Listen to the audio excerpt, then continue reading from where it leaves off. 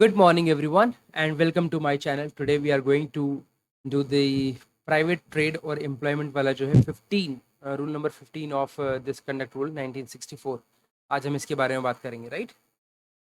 तो सबसे पहले बोलता है प्राइवेट ट्रेड और एम्प्लॉयमेंट. तो क्या आप प्राइवेट ट्रेड या एम्प्लॉयमेंट ले सकते हो? तो आंसर है नो, नहीं ले सकते आप.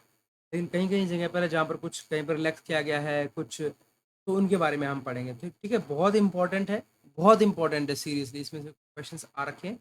यस, हम इसको बहुत अटेंशन देके जो है इस पे हमें काम करना है. ठीक है,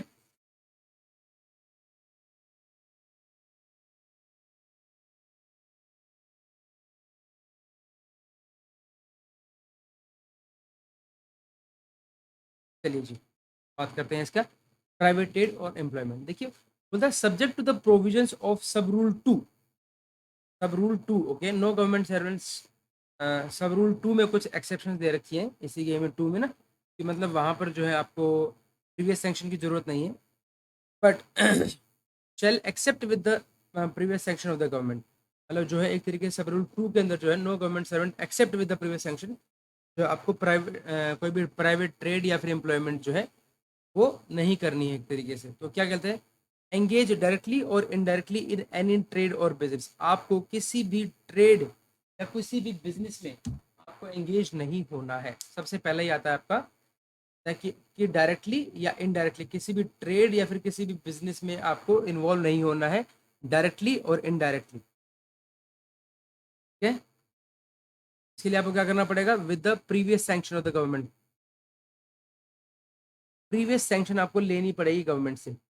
तो किसी भी अगर बात करते हैं किसी भी ट्रेड या कोई बिजनेस करते हैं आप, तो उसके लिए आपको प्रीवियस सैंक्शन लेना पड़ेगा, डायरेक्टली या फिर इनडायरेक्टली, दोनों वर्ड दिए गए हैं यहाँ पर. ठीक है, नेक्स्ट है आपका नेगोशिएट फॉर और अंडरटेक एनी अदर एम्प्लॉयमेंट. किसी भी कोई भी अगर कोई अदर एम्प्लॉयमेंट बिजनेस के अलावा कोई दूसरी एम्प्लॉयमेंट लेते हैं आप, या फिर किसी चीज़ के लिए नेगोशिएट करते हैं, तो वो भी जो है आपके लिए अलाउड नहीं है.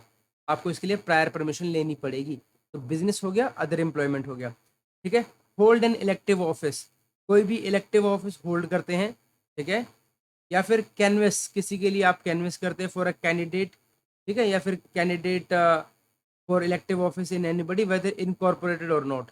इनकॉर्पोरेटेड है नहीं है, कैसे भी ऑर्गेनाइजेशन है, किसी भी इलेक्टिव ऑफिस के होल्ड कर, मतलब जैसे मान लीजिए आप किसी को चेयरमैन बनाना चाहते हैं, तो उसके लिए आप कैनवस कर रहे हैं, तो वो नहीं करना है आपको. ठीक है, नेक्स्ट है आपका canvass in support of any business of insurance agency, commission agency owned और manage by any member of his family. तो आपको उस केस में भी नहीं करना है कैनवस किसी को भी, किसी भी बिजनेस के लिए. ठीक है, अभी तक तो यहाँ बात आ रही थी किसके लिए, किसी इनकॉर्पोरेटेड कोई ऑर्गेनाइजेशन है या नहीं है. ठीक है, यहाँ पर बात आ गई स्पेसिफिकली अगर मान ली कोई भी ऐसा बिजनेस जो कि आपकी फैमिली के द्वारा ओन किया जा रहा है. ठीक है, ओन्ड और मैनेज बाय हिज फैमिली, वो भी आपको नहीं करना है. Take part except in the discharge of official duty in registration, promotion और मैनेजमेंट ऑफ एनी बैंक. अब यहाँ पर बैंक को भी इन्होंने वो ले आए कि किसी भी बैंक से रिगार्डिंग आपको कोई भी जो है रजिस्ट्रेशन, प्रमोशन या मैनेजमेंट नहीं करना है. ठीक है, और अदर कंपनी रजिस्टर्ड और required to be registered under the companies act, और किसी भी कंपनी के रिगार्डिंग. ठीक है, और any other law for the time being in force, और any cooperative society for commercial. कोई भी कोऑपरेटिव सोसाइटी है अगर फॉर कमर्शियल पर्पजेज के लिए, तो वो उसके लिए भी आपको जो है नहीं करना है. तो एक तरीके से यहाँ पर आपके पास जो है 5 पॉइंट्स आए हैं. चलिए सिक्स वाला भी कवर कर लेते हैं. दैट इज, चलो पहले फर्स्ट का, 15th का जो फर्स्ट है उसका. ओके, फिफ्थ वाला कंसिडर, पार्टिसिपेट करना है आपको किसी भी या फिर associate himself in any in the making of sponsored media, जैसे रेडियो टेलीविजन प्रोग्राम पे, इस पर आपको बिना प्रायर प्रमोशन किए नहीं जाना है. नेक्स्ट है कोई भी media program commission by government media but produce by private agency. ये इंपॉर्टेंट है यार, ये आया हुआ है एग्जाम में, यू का यू क्वेश्चन आया हुआ है. ठीक है, ये टू वाला जो है यू का यू क्वेश्चन आ रखा है एग्जाम के अंदर. ठीक है, तो इसलिए मैं थोड़ा ध्यान देने के लिए बोल रहा हूँ कि इस पर थोड़ा ध्यान दीजिए. These are really very important. कोई भी मीडिया प्रोग्राम जो है कमीशन बाय गवर्नमेंट, अगर कोई भी मीडिया प्रोग्राम जो है अगर वो कमीशन बाय गवर्नमेंट है, गवर्नमेंट के द्वारा कमीशन किया गया है. ठीक है, लेकिन उसको प्रोड्यूस कौन कर रहा है, produced by the private agency, तो उसके लिए भी आपको प्रायर परमिशन लेनी है. अब privately produced media program including video, और कोई प्राइवेटली प्रोड्यूस्ड मीडिया प्रोग्राम है, वो तो आपको प्रायर परमिशन लेनी है. provided that no provision permission shall be necessary in case where the government servant participates in a program produced or commissioned by government media in his official capacity। अगर government servant आप हैं और government ही उसको कर रही है तो उसके लिए आपको कोई परमिशन लेने की जरूरत नहीं है, ठीक है। तो एक तरीके से आपके पास कुछ ये 5-6 पॉइंट्स निकल कर आते हैं कि आपको इन केस के अंदर जो है प्रीवियस सैंक्शन जो है लेनी होती है। क्या कौन सा है आपका? कोई भी आप किसी भी ट्रेड या किसी भी बिजनेस के अंदर डायरेक्टली या इनडायरेक्टली इन्वॉल्व होते हैं तो किसी भी बिजनेस या किसी भी ट्रेड के अंदर, ठीक है, कोई भी एम्प्लॉयमेंट आप जो है अंडरटेक करते हैं या नेगोशिएट करते हैं उसके लिए भी। थर्ड है आपका कोई सिर्फ किसी भी इलेक्टिव ऑफिस के लिए आप किसी कैंडिडेट के लिए कैनवस कर रहे हैं। कैनवस का मतलब होता है किसी के जाके प्रचार कर रहे हैं उसका, ठीक है, कि हाँ भाई इनको वोट देना, इनको वोट देना, ठीक है, वो करना गलत है। नेक्स्ट है आपका किसी भी बिजनेस, किसी भी कोई भी बिजनेस है जो कि आपकी फैमिली अंडरटेक कर रही है, जैसे इंश्योरेंस का बिजनेस स्पेशली रखा है, any business of insurance agency, ठीक है, स्पेशली लिखा हुआ है कौन सा, इंश्योरेंस का बिजनेस हो गया, कमीशन का बिजनेस हो गया, ठीक है, तो वो जो है आपको नहीं करना है। ठीक है, कैनवस आपको प्रचार नहीं करना है कि हाँ जी मेरी वाइफ ने जो है ये कर रखा है, LIC एजेंट है, आप भी LIC ले लीजिए, क्योंकि कई बार ना ऐसा देखा गया है और उन्हें देखने की वजह से ये कंडक्ट रूल बनाए गए हैं। फिर क्या बात करते हैं इसके अलावा, take part except in the discharge of in his office official duties. कोई है ऐसा जो कि टेक पार्ट करते हैं किसमें, कोई भी बैंक को प्रमोट करने के लिए, किसी कंपनी को प्रमोट करने के लिए, या फिर कोई भी कोऑपरेटिव सोसाइटी जो कमर्शियल पर्पजेस के लिए बनी हुई है उनको प्रमोट करने के लिए अगर आप इस तरीके से कोई भी किसी चीज़ में आप पार्ट लेते हैं तो आपको इसके केस में क्या होगा, ये भी आपको प्रीवियस सैंक्शन लेनी पड़ेगी। फिर आता है आपका इसके अलावा मीडिया वाला एक अलग से लिख रखा है कि कोई भी जो है स्पॉन्सर्ड मीडिया या फिर कोई भी रेडियो और टेलीविजन कोई भी स्पॉन्सर्ड जो है उसमें आपको पार्टिसिपेट नहीं करना है। कोई भी मीडिया प्रोग्राम जो है कमीशन बाय गवर्नमेंट ने कमीशन किया है लेकिन उसको प्रोड्यूस कर रही है कोई प्राइवेट एजेंसी, उसके अंदर नहीं करना है। प्राइवेटली प्रोड्यूस मीडिया, अगर कोई भी प्राइवेटली प्रोड्यूस मीडिया उसको तो आपको करना ही नहीं है, ठीक है, गवर्नमेंट का तो चल जाएगा, राइट। ये इस तरीके से आपका जो है प्राइवेट ट्रेड और एम्प्लॉयमेंट का 15th वाला जो पार्ट है that becomes really very important. तो जिस तरीके से हम इसको याद कर रहे थे, जैसे हमने याद किया इसके, हम जब अपना रिवीजन कर रहे थे तो उसके हमने अंदर सबसे पहले क्या याद किया था कि सबसे पहला जो हमारा रूल है, रूल नंबर 1 है, वो यही कहता है कि आपका इसका जो है कमेंसमेंट एप्लीकेशन और शॉर्ट टाइटल कैसा, तो शॉर्ट टाइटल कमीशन और एप्लीकेशन क्या, ये हमारा फर्स्ट है। सेकंड के अंदर डेफिनेशन आते हैं, थर्ड के अंदर आता है आपका जनरल कंडीशंस, और इस थर्ड के अंदर ही आपका 3(1) का 3 जो है बहुत इंपॉर्टेंट है, unbecoming of a government servant है, ठीक है। फर्स्ट वाले पे इंटेग्रिटी आती है, सेकंड वाले पे डिवोशन टू ड्यूटी आता है, थर्ड वाले पर ये आ गया आपका, ये इंपॉर्टेंट पॉइंट्स है जो मैं आपको बता रहा हूँ, राइट। और 8th वाला पॉइंट है कि आपको जो है ऑफिशियल ड्यूटी जब भी आप करते हैं तो एकदम पूरा इम्पार्शियल रहना है आपको इस तरीके से, ठीक है। और 19 वाला शायद सोवरेनिटी इंटेग्रिटी वाला था, और इसी तरीके से, और 2 का 1 पार्ट है कि ऑफिशियल में 2 का जो है ना, इसी का 3 का 2 का 1 कि ऑफिशियल सुपीरियर अगर कोई इंस्ट्रक्शन देता है तो उनके अकॉर्डिंग आपको काम करना है, रिटर्न में आपसे आपको लेना है, ठीक है, डिसिप्लिन आपको मेंटेन करना है, ये 2 का 1 है, 3 का 2 का 1, ठीक है, लाइक दिस। इसी तरीके से 3 का पार्ट ही 3A आया था।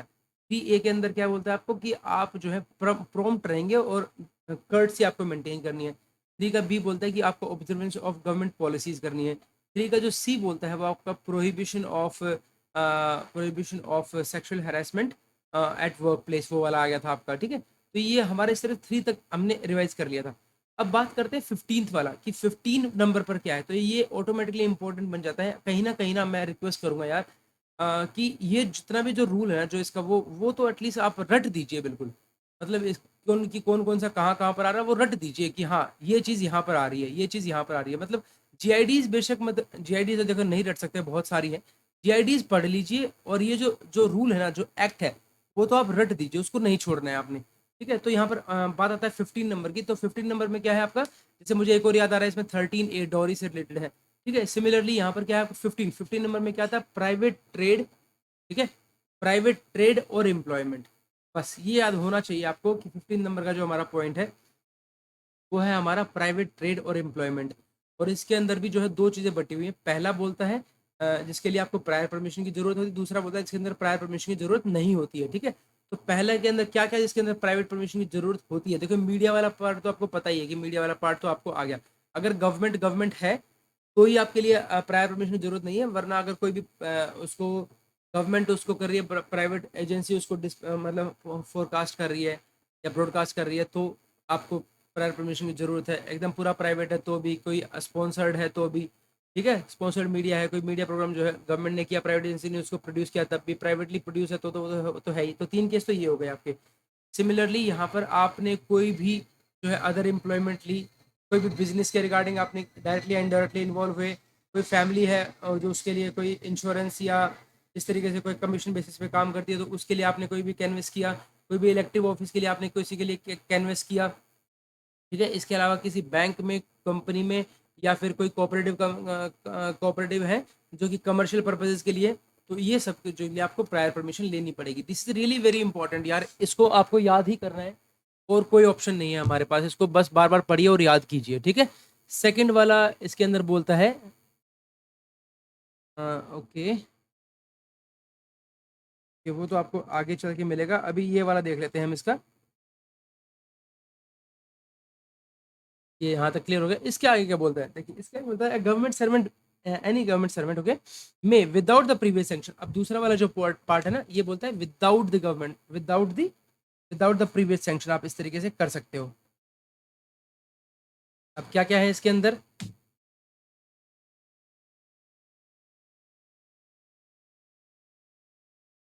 Second रुकिएगा,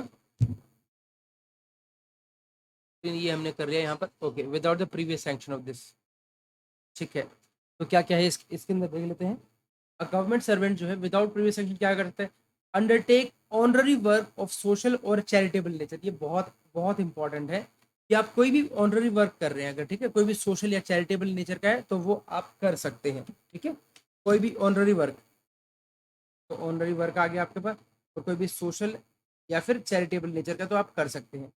undertake occasional work of literary, artistic, scientific character का आप कोई भी ओकेजनल वर्क जो है वो कर सकते हैं, उसके लिए कोई प्राइवेट सैंक्शन की जरूरत नहीं है, ठीक है। देखिए ये एक्ट है, ये पहला एक्ट के अंदर बताया गया था, बट जैसे जैसे लोगों ने इनका मिसयूज करना शुरू किया तो उसके रिगार्डिंग फिर जीआईडीज आ गई, तो ये जो है एक्ट को वो जीआईडीज कहीं ना कहीं ओवरटेक कर लेती है, तो इसलिए हम जीआईडीज भी पढ़ते हैं, ठीक है।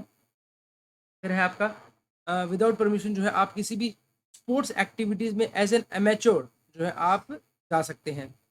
इसके अलावा take part in registration, promotion, management not involving the holding of an elective courses of literary. देखिए कोई भी अगर लिटरेरी, साइंटिफिक या फिर चैरिटेबल सोसाइटी का कोई भी रजिस्ट्रेशन करवा रहे हैं, प्रमोशन करवा रहे हैं, मैनेजमेंट करवा रहे हैं, but not involving the holding in of, ये इंपॉर्टेंट है, मान लीजिए कोई भी साइंटिफिक, लिटरेरी साइंटिफिक इन्वॉल्विंग अगर ऐसा है, बट उसके अंदर जो है मान लीजिए कोई इलेक्शन हो रहा है उसके अंदर, वो इन्वॉल्व नहीं होगा, ठीक है।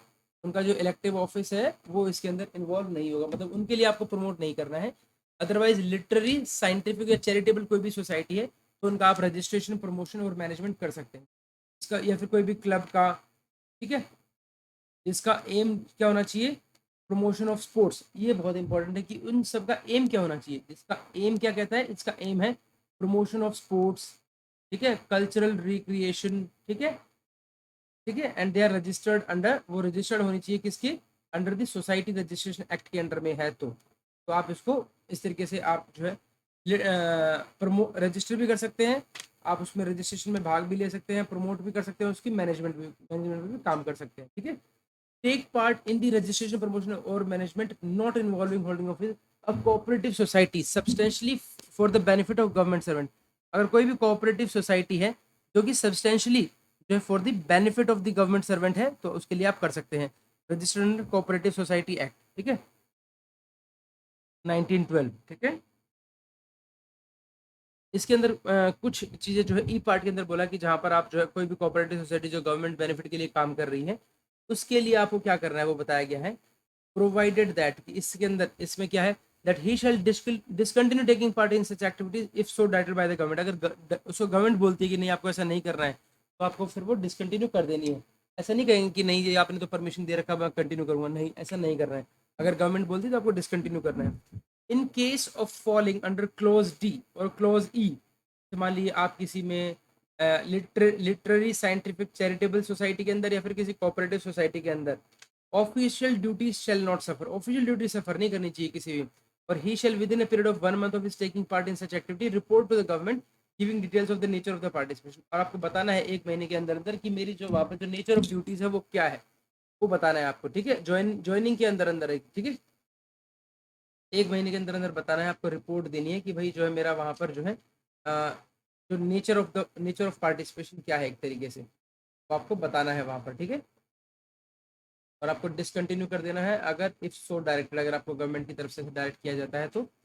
तीसरा है आपका, every government servant shall report to the government if any member of his family is engaged in trade और business of owns or manages an insurance.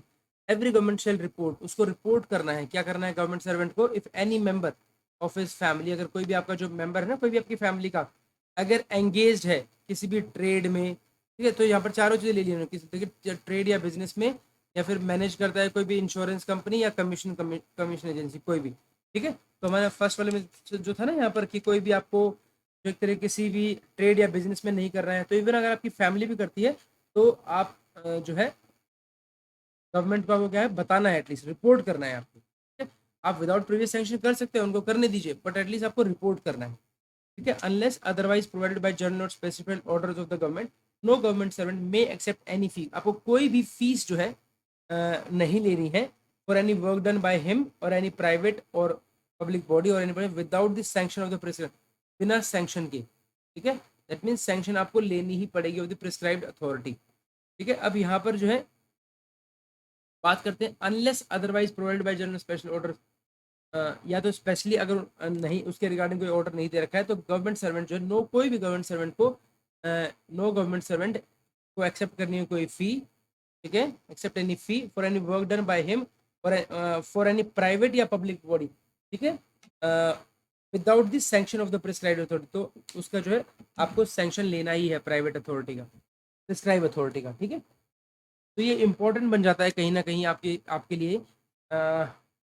तो हम जो हमारा जो रूल नंबर 15 है, दैट इज प्राइवेट ट्रेड या employment के regarding, private trade आप कोई भी करते हैं या फिर कोई भी एम्प्लॉयमेंट लेते हैं तो उसके लिए है, उसके लिए हमारे पास सबसे पहले 5 पॉइंट है। उन 5 पॉइंट्स के अंदर क्या बोलता है आपका, जो फर्स्ट जो पहले 5 पॉइंट है उसके अंदर कहता है कि आपको कोई भी ट्रेड या बिजनेस डायरेक्टली इनडायरेक्टली नहीं करना है, पहली चीज। दूसरा, कोई भी एम्प्लॉयमेंट अंडरटेक नहीं करनी, नेगोशिएट नहीं करनी है, कुछ भी नहीं करना है। आपका ट्रेड हो गया, आपका बिजनेस हो गया, कोई भी एम्प्लॉयमेंट, कोई भी अदर एम्प्लॉयमेंट हो गया, ठीक है। थर्ड आपका बात करता है कोई भी आप जैसे कमीशन बेसिस पे या फिर इंश्योरेंस का काम जो है नहीं करना है, ठीक है।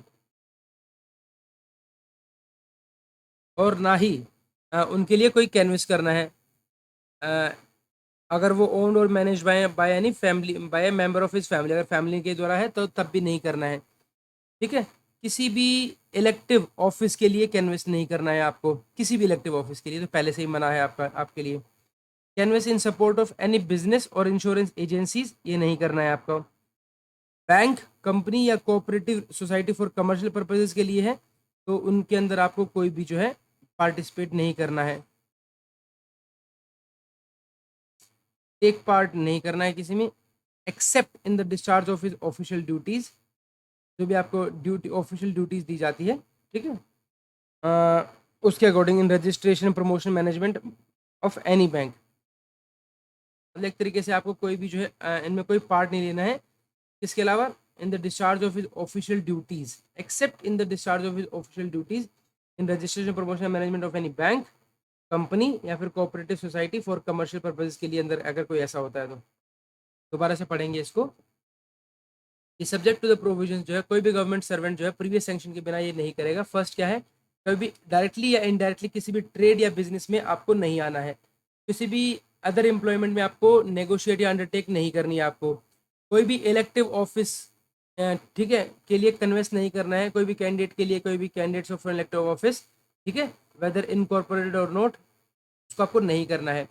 आपको किसी भी सपोर्ट के लिए कोई भी मतलब प्रचार नहीं करना है किसी बिजनेस या इंश्योरेंस एजेंसी या कमीशन के लिए, जो कि आपकी वाइफ ओन कर रही है या फिर मैनेज कर रही है या फिर bye any member of his family, किसी भी आपकी फैमिली मेंबर के द्वारा अगर कोई इस तरीके से कोई भी ओन कर रही है उसको, या फिर कोई भी मैनेज करती है अपने बिजनेस को, ठीक है, तो उसके लिए आपको कोई भी बिजनेस के लिए या इस तरीके से कोई भी आपको ना ही कैनवस करना है इन सपोर्ट ऑफ एनी बिजनेस या फिर इंश्योरेंस या फिर कमीशन एजेंसी के रिगार्डिंग कुछ नहीं बोलना है आपको, ठीक है।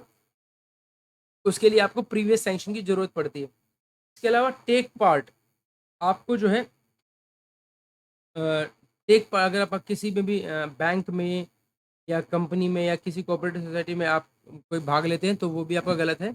Accept in the discharge of official duties, official duties अगर आपकी हैं तो आप कर सकते हैं, like registration, promotion, management of any bank company, वो कर सकते हैं आप, ठीक है। बट उसके लिए आपको प्रीवियस सैंक्शन की जरूरत होती है। टेक पार्ट, लेकिन आप उसमें हिस्सा नहीं ले सकते, ठीक है। Accept in the discharge of official duties in registration, promotion and management of any bank, any company, या फिर कोई भी cooperative society for commercial purposes के लिए, तो उसके लिए यहाँ पर इन्होंने एक्सेप्ट जो लिखा है ना, ये थोड़ा सा ध्यान दीजिएगा ई पार्ट पे, मतलब आपको बेसिकली हिस्सा लेने के लिए मना किया गया है, और वो भी किन में, बैंक की कोई भी किसी भी पार्ट में, एक्सेप्ट अगर आप उनका रजिस्ट्रेशन, प्रमोशन या मैनेजमेंट कर सकते हो आप, ठीक है। लेकिन उसके लिए भी आपको प्रायर परमिशन की जरूरत होती है। फिर आपका मीडिया वाला पार्ट, कोई भी स्पॉन्सर्ड मीडिया हो गया, कोई भी प्राइवेट मीडिया हो गया, गवर्नमेंट का हो गया, कोई प्राइवेट मीडिया उसको वो कर रही है, प्रोड्यूस कर रही है, तो नहीं करना है आपको, उसके लिए प्राइवेट सेंक्शन की जरूरत पड़ेगी। इसके अलावा कोई गवर्नमेंट, आप गवर्नमेंट सर्वेंट है और गवर्नमेंट ही उसको बना रही है, गवर्नमेंट ही सब कुछ कर रही है, तो उसकी इसमें जरूरत नहीं है आपको। सिमिलरली जिनके लिए अंदर अंदर जो है प्रीवियस सेंक्शन की जरूरत नहीं पड़ती है, वो देख लेते हैं। कोई भी ऑनररी वर्क अगर आप करते हैं सोशल या फिर चैरिटेबल नेचर का, तो आप कर सकते हैं, उसके लिए आपको प्रीवियस सेंक्शन की जरूरत नहीं है, प्रीवियस जो है परमिशन की जरूरत नहीं पड़ती है। कोई भी occasional work of literary, scientific या फिर आर्टिस्टिक कैरेक्टर का है, तो आप वो कर सकते हैं। ओकेजनल वर्क ऑफ लिटरेरी, पढ़ाई से रिलेटेड, कोई भी आर्ट से रिलेटेड, कोई भी साइंटिफिक कैरेक्टर से रिलेटेड है, तो वो आप जो है कर सकते हैं, उसके लिए प्रायर सेंक्शन की जरूरत नहीं होती है, ठीक है। तो सबसे पहले आगे आपका ऑनररी वर्क आप कर सकते हैं, ओकेजनल वर्क कर सकते हैं, लिटरेरी, आर्टिकल और साइंटिफिक वर्क जो है, sports activity as an amateur आप कर सकते हैं, रजिस्टर, प्रमोशन और मैनेजमेंट आप कर सकते हैं किसी भी लिटरेरी, आर्टिस्टिक, साइंटिफिक या चैरिटेबल सोसाइटी का, ठीक है। इसका एम क्या होना चाहिए, प्रमोशन ऑफ स्पोर्ट्स, कल्चरल, ठीक है, और वो रजिस्टर्ड होनी चाहिए under the society registration act. मतलब ये जो ऊपर के जो तीनों है ना, उनको मिला के दिया गया है, ध्यान से देखिए। टेक पार्ट इन, जैसे इन्होंने बोला लिटरेरी, साइंटिफिक या चैरिटेबल सोसाइटी, तो ये हमारा लिटरेरी, साइंटिफिक और चैरिटेबल, चैरिटेबल आ गया नंबर 1, लिटरेरी साइंटिफिक आ गया नंबर 2, ठीक है। इन दोनों को मिला दिया इन्होंने, तो इनका रजिस्ट्रेशन, प्रमोशन और मैनेजमेंट आप कर सकते हैं, ठीक है। इसका लिटरेरी, साइंटिफिक और चैरिटेबल सोसाइटी का, जिसका एम क्या होना चाहिए, प्रमोशन ऑफ स्पोर्ट्स कल्चर, तो ये सी वाला पार्ट है आपका, तो इसका प्रमोशन जो अगर उनका है, प्रमोट करती है कल्चरल स्पोर्ट्स को, तो आप कर सकते हैं स्पोर्ट्स को, कल्चरल को, रिक्रिएशन एक्टिविटीज को, बस वो रजिस्टर्ड होना चाहिए under the society registration act 1860, ठीक है, उनका कर सकते हैं आप। सिमिलरली इसी के अंदर बोलते हैं not involving the holding of an elective, आपको पता ही है, वो तो आपको पहले से ही मना, उसके लिए प्रीवियस सैंक्शन की जरूरत पड़ती है, कि इसके अंदर कोई भी जो है इलेक्टिव ऑफिस की अगर बात आती है, तो उसके लिए आपको कोई कैनवस नहीं करना है या फिर इन्वॉल्व नहीं होना है आपको। इसके अलावा आप रजिस्ट्रेशन, प्रमोशन और मैनेजमेंट में जो है कर सकते हैं, किसका, किसी भी कोऑपरेटिव सोसाइटी का, ठीक है। किसी भी कोऑपरेटिव सोसाइटी का कोई भी रजिस्ट्रेशन की बात आती है, प्रमोशन की बात आती है, तो वो आप कर सकते हैं, ठीक है। जहाँ तक बात है रजिस्ट्रेशन की, प्रमोशन की या फिर मैनेजमेंट की, ऑफ एनी कोऑपरेटिव सोसाइटी कर सकते हैं, इफ दैट सब्सटेंशियली, अगर वो जो है गवर्नमेंट बेनिफिट के लिए बनी हो, गवर्नमेंट सर्वेंट के बेनिफिट के लिए, और उसमें कोऑपरेटिव जो है कोऑपरेटिव सोसाइटी एक्ट के अंदर 19 में रजिस्टर्ड होनी चाहिए, ठीक है, if that is registered under this. और यहाँ पर भी एक कंडीशन बोलता है आपको, not involving the electing holding of electing office, उसके लिए आपको नहीं करना है, ठीक है, not involving the holding of elective office,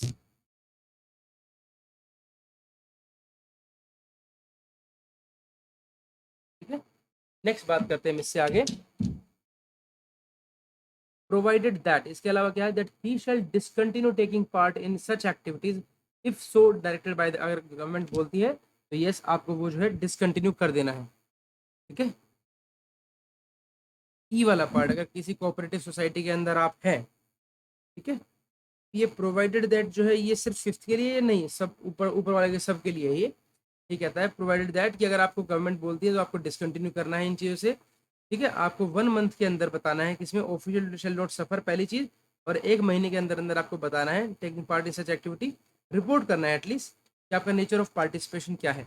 इसके अलावा रिपोर्ट करना है, अगर कोई भी आपका मेंबर ऑफ योर फैमिली किसी ट्रेड, बिजनेस या इंश्योरेंस या कमीशन एजेंसी के अंदर आए, तो आपको रिपोर्ट करना है 1 महीने के अंदर, नहीं मतलब रिपोर्ट करना है आपको, जस्ट टाइम मेंशन नहीं है, 1 महीने 1 मंथ वाला था, कि अगर आप जाके किसी भी को ज्वाइन करते हैं ना,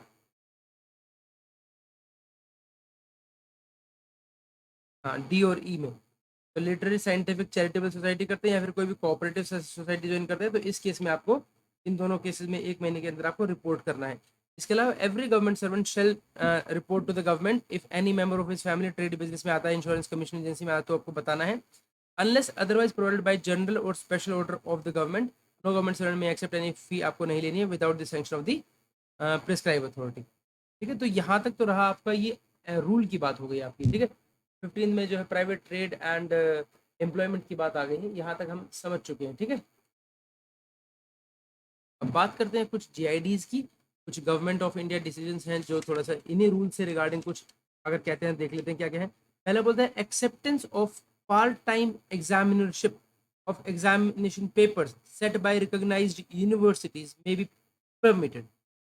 अगर आप कोई भी पार्ट टाइम एग्जामिनरशिप, मतलब पार्ट टाइम जो है आप पेपर एग्जामिन करने के लिए जाते हैं कहीं पे, ठीक है, सेट बाय रिकॉग्नाइज्ड यूनिवर्सिटी, जो यूनिवर्सिटी जो है उन्होंने दे रखा है, तो वो जो है प्रमोट जो है की जा सकती है, वो जो है परमिट की जा सकती है। तो बोलता है with reference to the ministry of defence order number this official duties of the individual concern do not in any way suffer. बस वही बात कहता है कि किसी भी तरीके से ऑफिशियल ड्यूटीज जो है वो सफर नहीं होनी चाहिए। ठीक है, और जो है ये आप जो वहाँ से फीस भी जो है वहाँ से ले सकते हैं, अगर आपको कोई फीस मिलती है उसमें भी कोई प्रॉब्लम नहीं है, फीस जो है वहाँ से आप ले सकते हैं।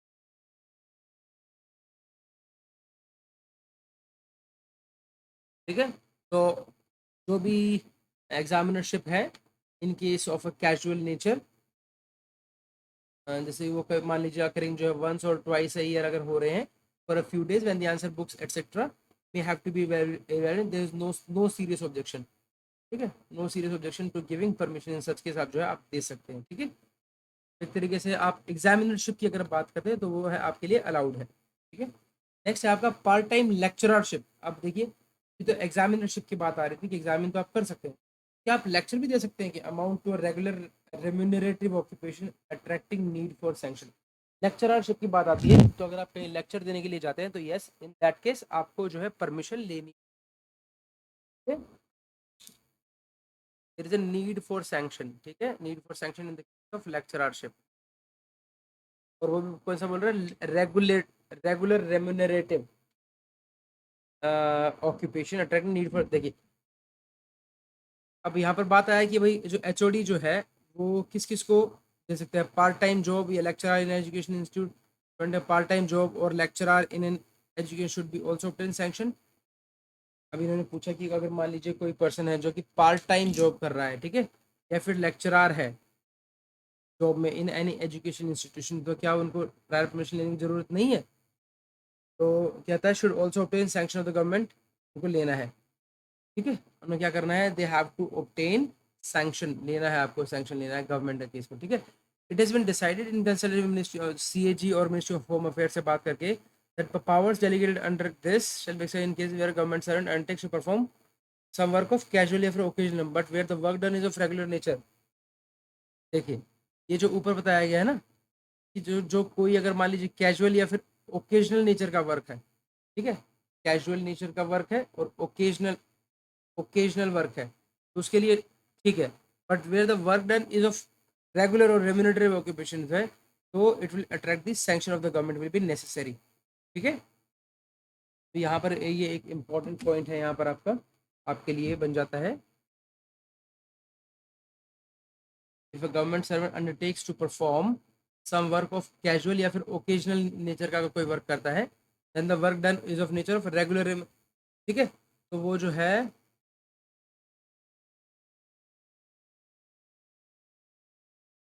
ठीक है, जहाँ पर लेकिन वर्क डन, देखिए जहाँ पर आपका कैजुअल या ओकेजनल नेचर का वर्क है तो वो SR 11 के अंदर जो है सिर्फ ओनली भी excise in cases, in these cases.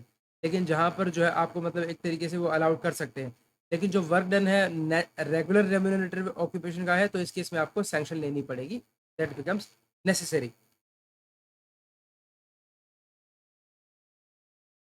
ठीक है, तो ये आपका ये आ गया। थर्ड बोलता है acceptance of part time employment by government servant after office hours not ordinary to be allowed. तो अगर पार्ट टाइम की बात करते हैं वो देखिए, ओकेजनल ओकेजनल की बात तो अलाउ कर दी गवर्नमेंट ने कि भी चलो ओकेजन नेचर, ओकेजनली हो रहा है, कभी कभार हो रहा है और कैजुअल नेचर का है तो कर सकते हैं। लेकिन क्या पार्ट टाइम जो है अगर कोई government servant after office hours जो है जाता है अगर, ठीक है, आफ्टर ऑफिस आवर्स जो है नॉट ऑर्डनली टू बी अलाउड, उसको अलाउ नहीं करना है। बात करते हैं क्या बोलते हैं कि if it does part-time work in addition to his full-time work in office, so he may not get sufficient time for rest or recreation. So he'll be unable to give undivided attention to his work. तो इसलिए आपको नहीं करना है। तो divide किया गया है while the government that may permanent government servant necessary 11 to take a work of casual occasional nature. Full time जो है government servant should only not be allowed to accept any part time employment. तो ये नहीं करना है। इन rare case जहाँ पर propose किया था कि परमिशन जो है गवर्नमेंट से obtained, तो मी एक्सेप्ट पार्ट टाइम एम्प्लॉयमेंट, तो आपको प्रायर सेंक्शन गवर्नमेंट की लेनी है। ठीक है, नेक्स्ट बात करते हैं prior permission necessary for accepting remuneration for services rendered to cooperative societies. कि क्या है जो कोऑपरेटिव सोसाइटीज में, क्या अगर आप वहाँ से कोई रेम्यूनरेशन जो है एक्सेप्ट परमिशन लेने की ज़रूरत है? अगर आप प्रायर प्रायर परमिशन की बात करें necessary for accepting accepting remuneration for services rendered to cooperative societies के अंदर अगर आप बात करें तो उसके लिए क्या कहता है? इसके लिए कहता है, देखिए रूल 15 बोलता है सीसीएस कंडक्ट रूल्स का कि गवर्नमेंट सर्वेंट जो है may undertake part in registration promotion और management of a cooperative society without the previous sanction of the government. है ना, ये बोलता है ना आपका रूल 15 पे चाहिए आप, ये यही कहता है कि कोऑपरेटिव सोसाइटीज अगर कोई भी है, ठीक है, यहाँ पर है ये आपका पॉइंट नंबर है 2 का ई पार्ट कि किसी भी कोई भी गवर्नमेंट सर्वेंट है विदाउट द प्रीवियस सैंक्शन आप रजिस्टर कर सकते हैं, प्रमोट कर सकते हैं, मैनेज कर सकते हैं किसी भी कोऑपरेटिव सोसाइटी को जो कि बेनिफिट गवर्नमेंट सर्वेंट के बेनिफिट के लिए बनाई गई है। बस उसके इलेक्टिव ऑफिस के लिए आपको काम नहीं करना है, बस वो करना है। ठीक है, तो ये बोला गया है, तो रूल 15 हमारा ये कहता है। ठीक है, without the question was whether he could accept a fee. अब बात आती है कि whether he could accept a fee, तो क्वेश्चन इसके लिए राइज होता है whether he could accept fee from it services rendered without the sanction.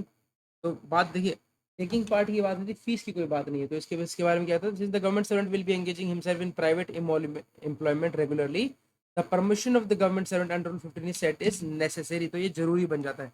मतलब अगर जहाँ पर आपकी जो फीस की बात आती है, आप कुछ ले रहे हैं उनसे, तो वो जो है आपके रेम्यूनरेशन के लिए आपको वहाँ पर पे करना, वहाँ पर परमिशन लेनी पड़ेगी।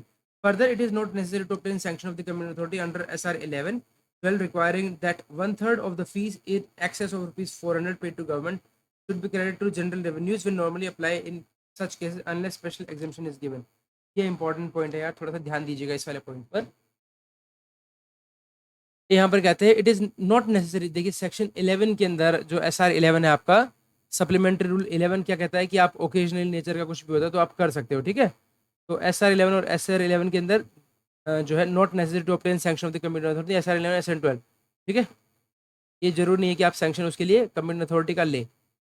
Requiring that one third of the fees in excess of rupees 400, मतलब 400 रुपये से ज़्यादा, that one third of the fees in excess of rupees 400, 400 रुपये से ज़्यादा जो है is paid to a government servant should be credit to general revenues. तो वो जनरल रेवेन्यूज के अंदर जो है क्रेडिट होनी चाहिए।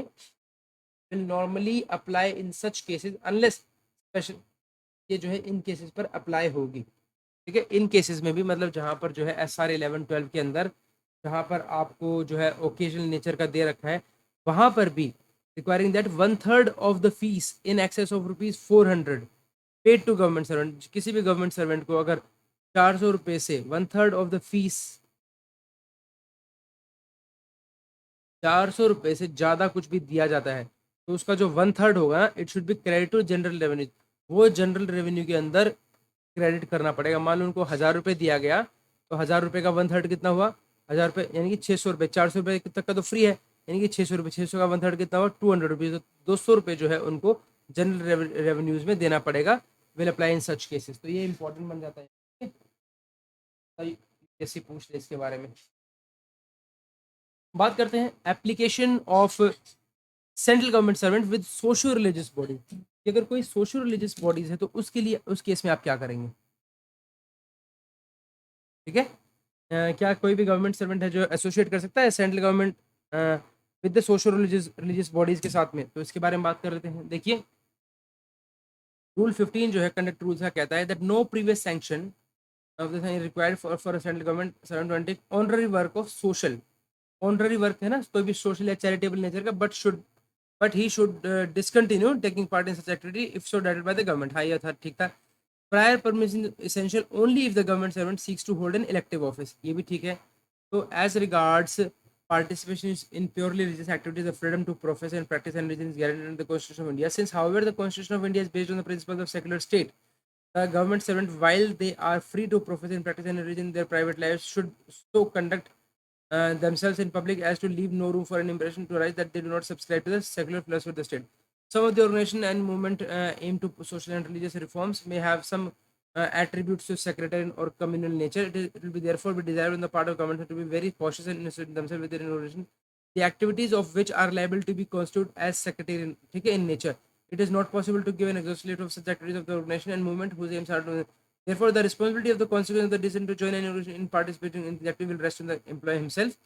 तो ये जो है who wishes to join an organization satisfy himself that activities जो है are of such nature that are likely to attract action are not of such nature जो जिसकी वजह से आपके ऊपर एक्शन हो सकता है under the provision of conduct rule. In any ply of ignorance और मिसकंसेप्शन जो है वो किस तरह से टेनेबल नहीं होगी, ये आपको पहले बता रखा है कि अगर आपकी कोई भी जो है एनी प्ली ऑफ इग्नोरेंस कि मैंने इग्नोरेंस की वजह से लिया, मेरा मिसकंसेप्शन था जो है वो जो है it would not be tenable, लिख रखा है साफ साफ।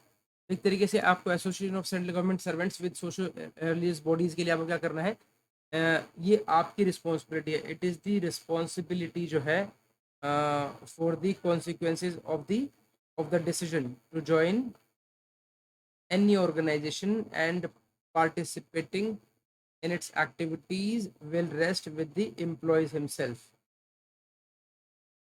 ठीक है, नेक्स्ट बात करते हैं हम आपका enforcement of the restrictions against canvassing by government servant of the business of life insurance agency commission agency owned और managed by members of his family. देखिए अब बात करते हैं इसके बारे में कि क्या enforcement of restrictions against canvassing by government servant of the business of life insurance agency commission agency owned or managed by हाँ ये तो करनी ही है आपको।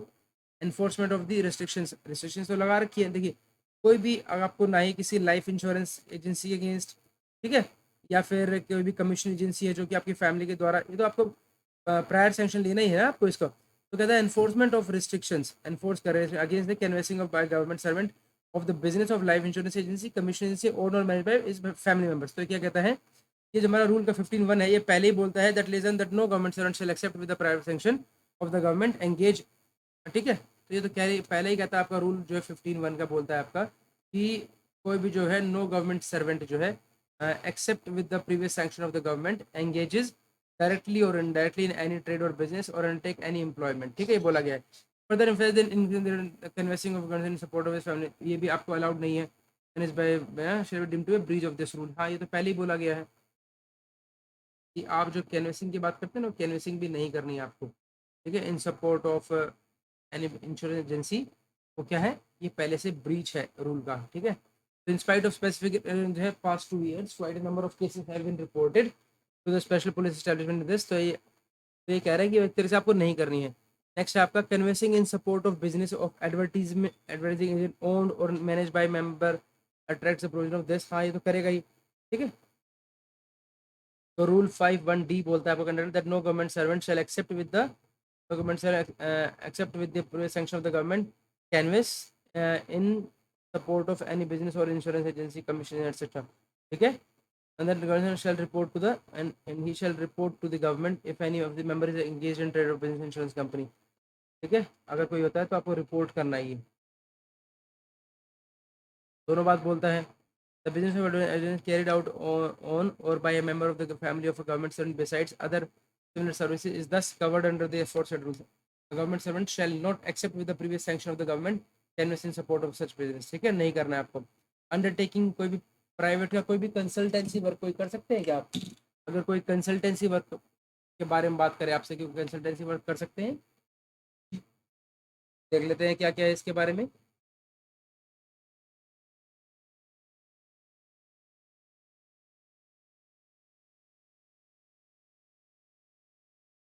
On a review of the position in the regard of some categories of staff of some government institutions who are permitted to undertake a private consultancy work and to receive fee from private parties in respect thereof. It has been decided that by the government that private practice, whether it be in nature of consultancy work or some other type of work, shall not be permitted to any member of staff in any government institution. देखिए, on a review of the position in regard to some categories of the staff of some who are permitted to undertake private consultancy work and to receive fee from private parties, decided to government that private practice, whether it is in the nature of consultancy work or some other type of work, shall not be permitted. तो ये permitted नहीं है, ठीक है? कोई भी private practice,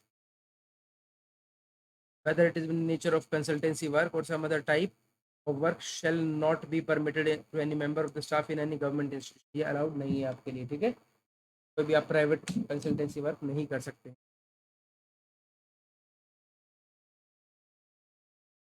The purpose of permitting private practice to officials is to enable them to keep pace with the scientific technological advances that are taking place in their respective fields. To improve their personal community can be served by the institution concerned itself taken the consultancy work. The, the purpose of permitting private practice to officials is to enable them to keep, ठीक है, and to improve their professional community can be served by institution concerned itself taking up the consultancy work. तो ये नहीं करना है. Permission for medical practice during spare time, क्या आप किसी स्पेयर टाइम में कर सकते हैं क्या कोई भी मेडिकल प्रैक्टिस? ठीक है, इसके बारे में पूछ लेते हैं. परमिशन फॉर मेडिकल प्रैक्टिस, अगर आपकी मेडिकल प्रैक्टिस की बात करें during spare time, to be given only to those holding recognised qualifications. ठीक है, तो इस केस में क्या करना है आपको, देख लेते हैं आप. Permission for medical practice during spare time, क्या आप अपने स्पेयर टाइम में मेडिकल प्रैक्टिस कर सकते हैं? To be given only to those holding recognised qualification, तो ये ही कर सकते हैं जिनको रिकॉग्नाइज जो क्वालिफिकेशंस है जिनके पास, वो ऐसा कर सकते हैं. Okay, the government of India जो है have had under consideration the question of grant of permission to central government to practise medicine purely charitable basis.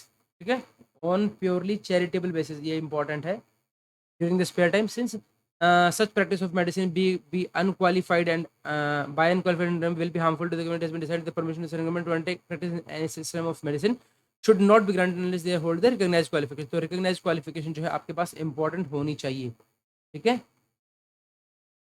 qualification only person should holding this and system of medicine registered under that should be allowed to undertake medical practice कर सकते हैं आप. HOD may grant the permission, may grant the required permission. तो जो भी आपके HODs जो है, HODs जो है इस केस में they can grant the required permission. Provide the practice is undertake during spare time, spare time में होनी चाहिए और on pure time without detriment to official duties. ये तो important है. तो आपकी जो है ये हमेशा स्पेयर टाइम में होनी चाहिए, आपका प्योरली चैरिटेबल होना चाहिए और without detriment to the official duties of the government servant concern. ठीक है, ये होना चाहिए. Past cases if any in which permission has been granted to government servant to undertake medical practice during this spare time may be reviewed in the light of updation. ठीक है,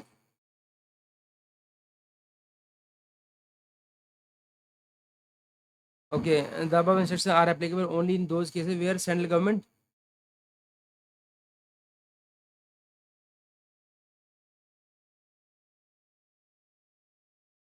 the above instructions are applicable only in those cases where central government servant qualified in modern or other system of medicine are employed in post the duties of which do not require the possession of any such qualification. They are not intended to be applied to persons possessing this qualification. So the above instructions are applicable only in those cases where central government servants qualified in modern or any other system of medicine are employed in posts, the duties of which do not require the possession of any such qualification. They are therefore not intended to be applied to persons possessing these qualifications and employed as physicians, surgeons under the government. ठीक है, medical practice during कोविड-19 ये क्या requires no permission, desirable है कि आप department concern inform for record purpose only आप कर सकते हैं इस तरीके से. ठीक है, ये मेडिकल प्रैक्टिस जो था ना, तो मान लीजिए फॉर प्रोवाइडिंग, जैसे टेली कंसल्टेशन अगर करनी है किसी को, sir during the current pandemic अभी आया था ना, राइज इन द कोविड-19 केस में हो गया, तो इन हाउस कैपेबिलिटीज को यूटिलाइज करने के लिए available in the government to contain this provide relief to the public. It has been done government employees जो है holding recognised qualification in any system of medicine. ठीक है, and registered and they are registered under the relevant law in force of this require no permission. They require no permission in this case. Okay, to the practice teleconsultation subject to the condition that such practice is undertaken spare time. बस during spare time में करनी है आपको and on purely charitable basis पर होनी चाहिए without detriment to official duties. ठीक है, बस रिकॉर्ड प्रपोज के लिए आपको एक बार बस इन्फॉर्म कर देना है, ठीक है।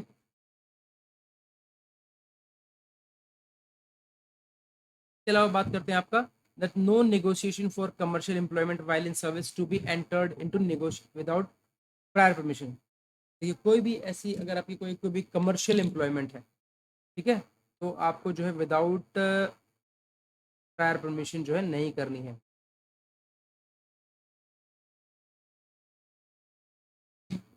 इसके बारे में बात करते हैं। देखिए बात instances have come to notice where government जो है एंड विद प्राइवेट फर्म्स, ठीक है, किसकी यहाँ बात करें कमर्शियल, जैसे मान लीजिए कोई प्राइवेट फर्म में आ गया to ensure come to secure a commercial employment then while they are in service under government, the government servant who is under an obligation to devote his energy wholeheartedly to this कि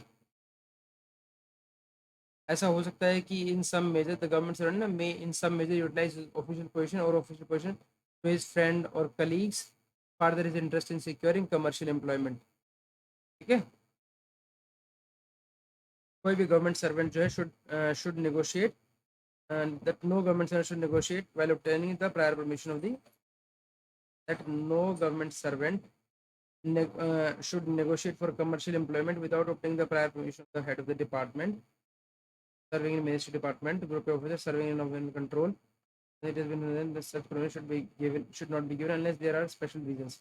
तो ये permission जो है should not be given.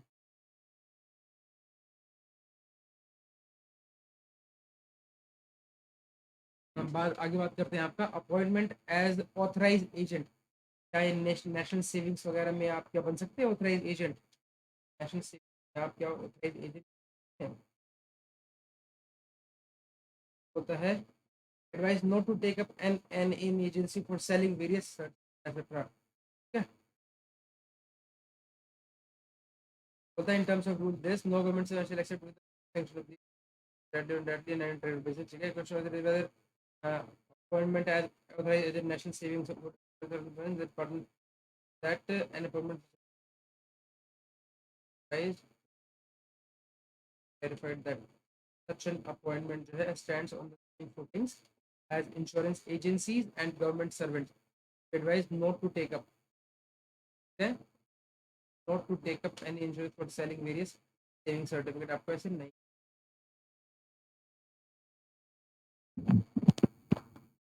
Okay okay। इसके बाद बात आती है कि permission to enrol with the bar association. हाँ कर सकते हैं, बस आपको बार एसोसिएशन मतलब can be permitted to enrol himself as an advocate but should not engage himself in the legal profession.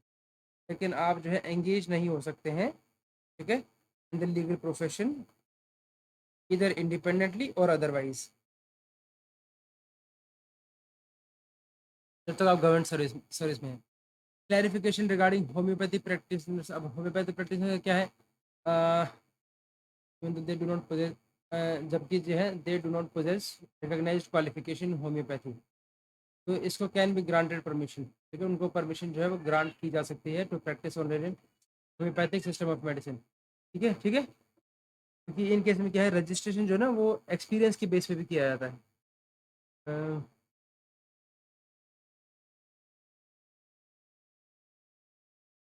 ये देखिए ये इंपॉर्टेंट है that it is not necessary for a person registered as practice in homoeopathic system of medicine should have registered qualification, that is also done on the basis of experience पे भी के base पे भी किया जाता है, ठीक है। अ पर्सन सो रजिस्टर्ड, ठीक है, इधर या तो वो क्वालिफिकेशन की बेस पे या फिर एक्सपीरियंस की बेस पर अगर है तो entitle to practise in homoeopathy, ठीक है, ही इज एंटाइटल्ड है टू प्रैक्टिस होम्योपैथी। तो इस तरीके से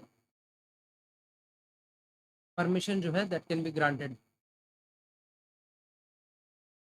prior sanction is necessary to participate in any competition, civil event organized by private companies, primary objective which is not to promote their business, तो हाँ वो कर सकते हैं।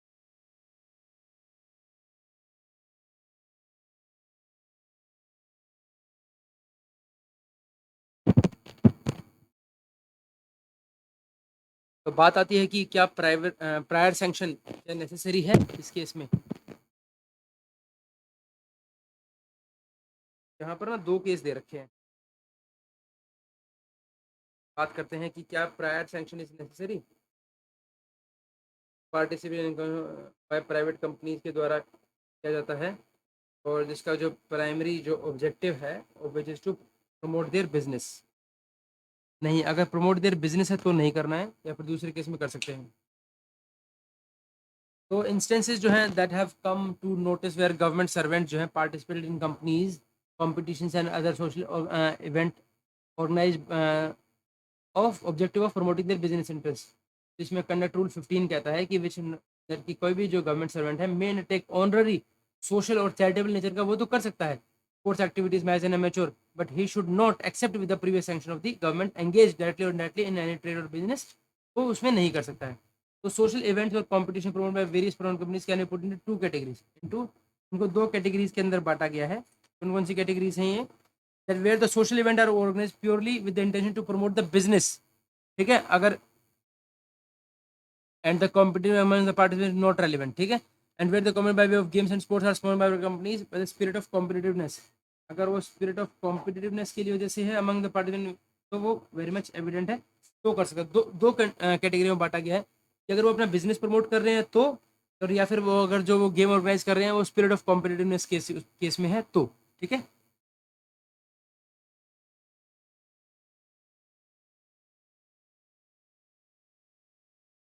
फर्दर ये भी बोला गया कि nature of events refer to in one above are quite distinct from those in referred to as in the later case it is the competition or the event which remains in the forefront, ठीक है, and the sponsors जो है sponsors as such the involvement of private companies as sponsors cannot be taken as solely for the purpose of promoting this.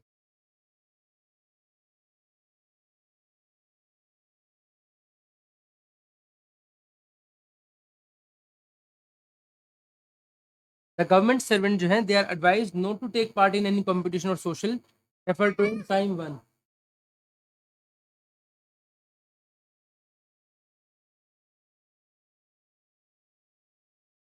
ठीक है, आपको ऐसा नहीं करना है। मतलब जो वन वन में है, जैसे अगर उनका उनका मेन काम यही कि बिजनेस को प्रमोट करना चाहते तो नहीं करने हैं, ठीक है, विदाउट प्रायर सेंक्शन उसमें नहीं करना है आपको ऐसा। ये वन वाला आइटम वन के लिए। However the participation refer to in time to that does not require any previous sanction, अगर टू वाला है जिसमें सिर्फ कॉम्पिटिटिव की बात आ रही है उसके अंदर तो वो कर सकते हैं आप। नेक्स्ट बात करते हैं conditions for granting permission to hold elective office. Conditions for granting permission, तो इसके अंदर किसकी बात आती है? देखिए स्टाफ साइड जो है ना 15(2) जो है provide that a government servant may without presence of the government take part in registration promotion management elective in literary scientific charitable, ये इसके लिए गया है, ठीक है। thus there is no bar as such a government servant holding elective office and the rules only provide for previous sanction of the government being taken for this purpose. I would like to read this, यार ये पूरा पढ़ना चाहिए एक बार इसको हमको, क्योंकि कहीं ना कहीं condition for granting permission to hold elective office, कि इलेक्टिव ऑफिस तो वो सब जगह ही मना कर रहे थे, कहीं इन्होंने कहीं पर भी नहीं बोला कि आप ऐसा कर सकते हैं, है ना। नॉट इन्वॉल्विंग इलेक्टिव ऑफिस तो उन्होंने मतलब साफ साफ मना कर रखा है, प्रायर परमिशन लेनी पड़ेगी ना, दोनों ही केस में। तो क्या कहते हैं यहाँ पर कि the side staff side and the national GCM national council जो है has pointed out that officers in some of the departments are being prohibited from holding elective office in government. अच्छा, कोऑपरेटिव सोसाइटीज में। अच्छा, तो ये कह रहा है official side while holding that no amendment the rule is necessary however agreed to clarification issue कर दिया गया इसके रिगार्डिंग। ये देखिए 15(2)(d) के ये कहता है कि गवर्नमेंट सर्वेंट जो है विदाउट प्रीवियस सैंक्शन जो है इनमें अंडरटेक नहीं कर सकते किसी भी रजिस्ट्रेशन प्रमोशन या management and not of literary scientific, इस तरीके से the aim of to promotion of sports, इस तरीके से that there is no bar as such government servant holding elective office. कोई ऐसी प्रॉब्लम नहीं है उसमें, बस उसके अंदर यही कह रहा है कि आपको कम से कम जो है only provide for previous sanction, आपको जस्ट प्रीवियस सैंक्शन लेनी है, कोई बार नहीं है, कोई बार नहीं है कि आप नहीं कर सकते, कर सकते हैं, बस प्रीवियस सैंक्शन की बात बोल रहे हैं, ठीक है। तो holding elective office in a body of society, तो आपको 15(1)(c) और 15(2)(d would generally involve exercise of some administrative responsibilities in that organisation, तो subject to the administrative authority satisfying itself that there that will this will not interfere in the discharge of official duties by the government concerned, तो वो कर सकते हैं इसको, ठीक है। Right, ये हो सकता है, कोई प्रॉब्लम नहीं, मतलब बात तो सिर्फ ये तो बोल रहा है वो कि आपको प्रायर परमिशन लेनी है, बस। नहीं कर सकते वाली तो बात ही नहीं है ना।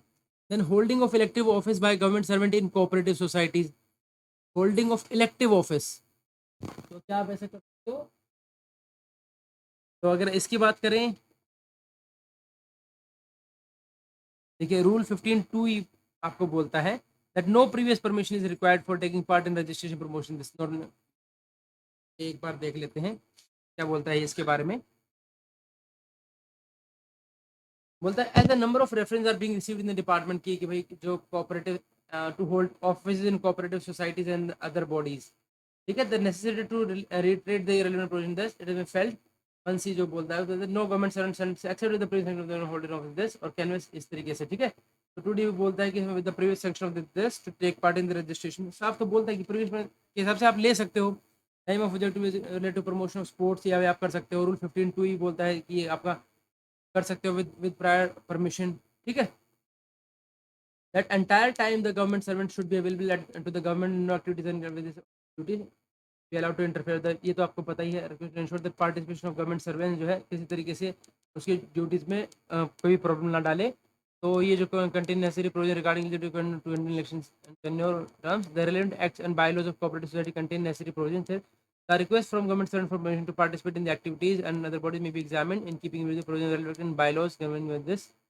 एक तरीके से यही बोल रहा है कि अगर कोई भी गवर्नमेंट सर्वेंट आपको रिक्वेस्ट देता है, ठीक है, the request from government servant जो है for permission to participate in the activities of cooperative society and other bodies में ऑल्सो बी एग्जामिन्ड, ये आपको एग्जामिन करनी है keeping in view of the provisions of the relevant act and bylaws governing the activities of such society, ठीक है।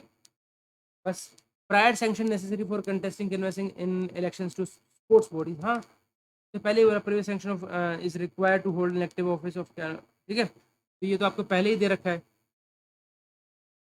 ठीक है। इसके अंदर कुछ स्पोर्ट्स से रिलेटेड कुछ कुछ बताया गया, उस पर ध्यान देंगे हम क्या बोलता है ये।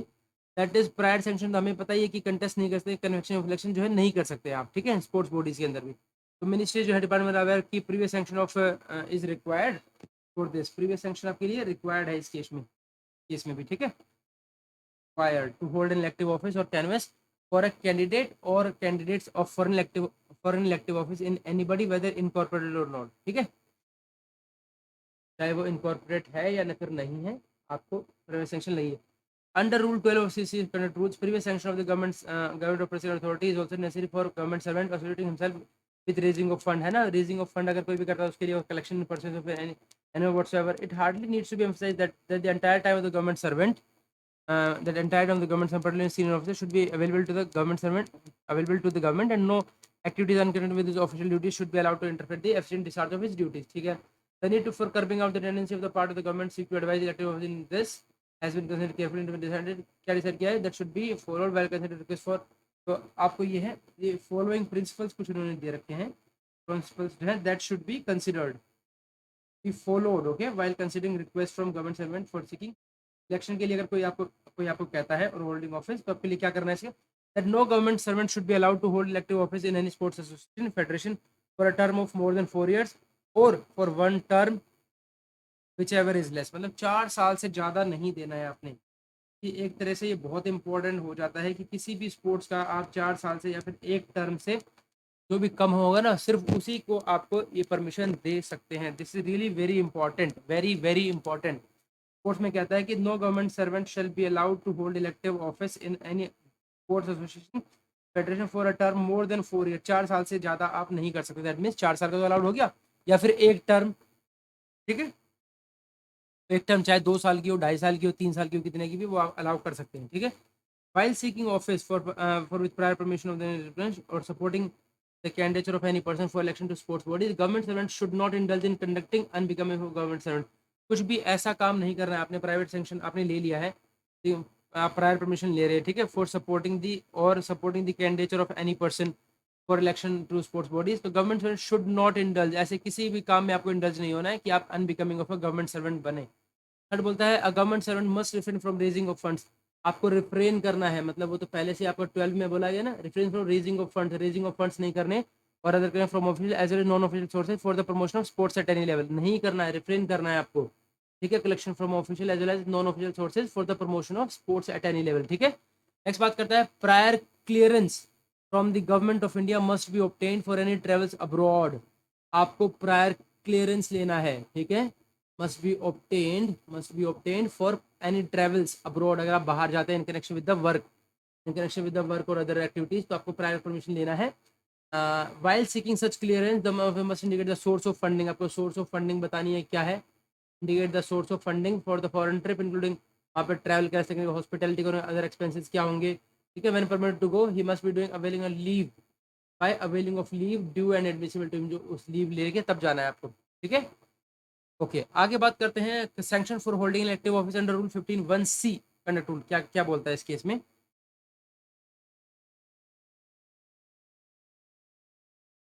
अंडर रूल 1(c), अगर हम अंडर रूल 1(c) की बात करें, that is hold elective office canvass, इस केस में प्रायर परमिशन सैंक्शन की जरूरत होती है. बस यही तो बोलते हैं ना. बात करते हैं क्या बोलते हैं इसमें. It is that as per rule 15(1)(c) is under rule, no government servant shall, except with the previous sanction of the government, shall hold an elective office or canvass for the candidate or candidates for an elective office in anybody, whether incorporated or not. DOPT had also stipulated that no government servant shall be allowed to hold office elective in sports in term for more than 5 years. बोल दिया गया है पहले.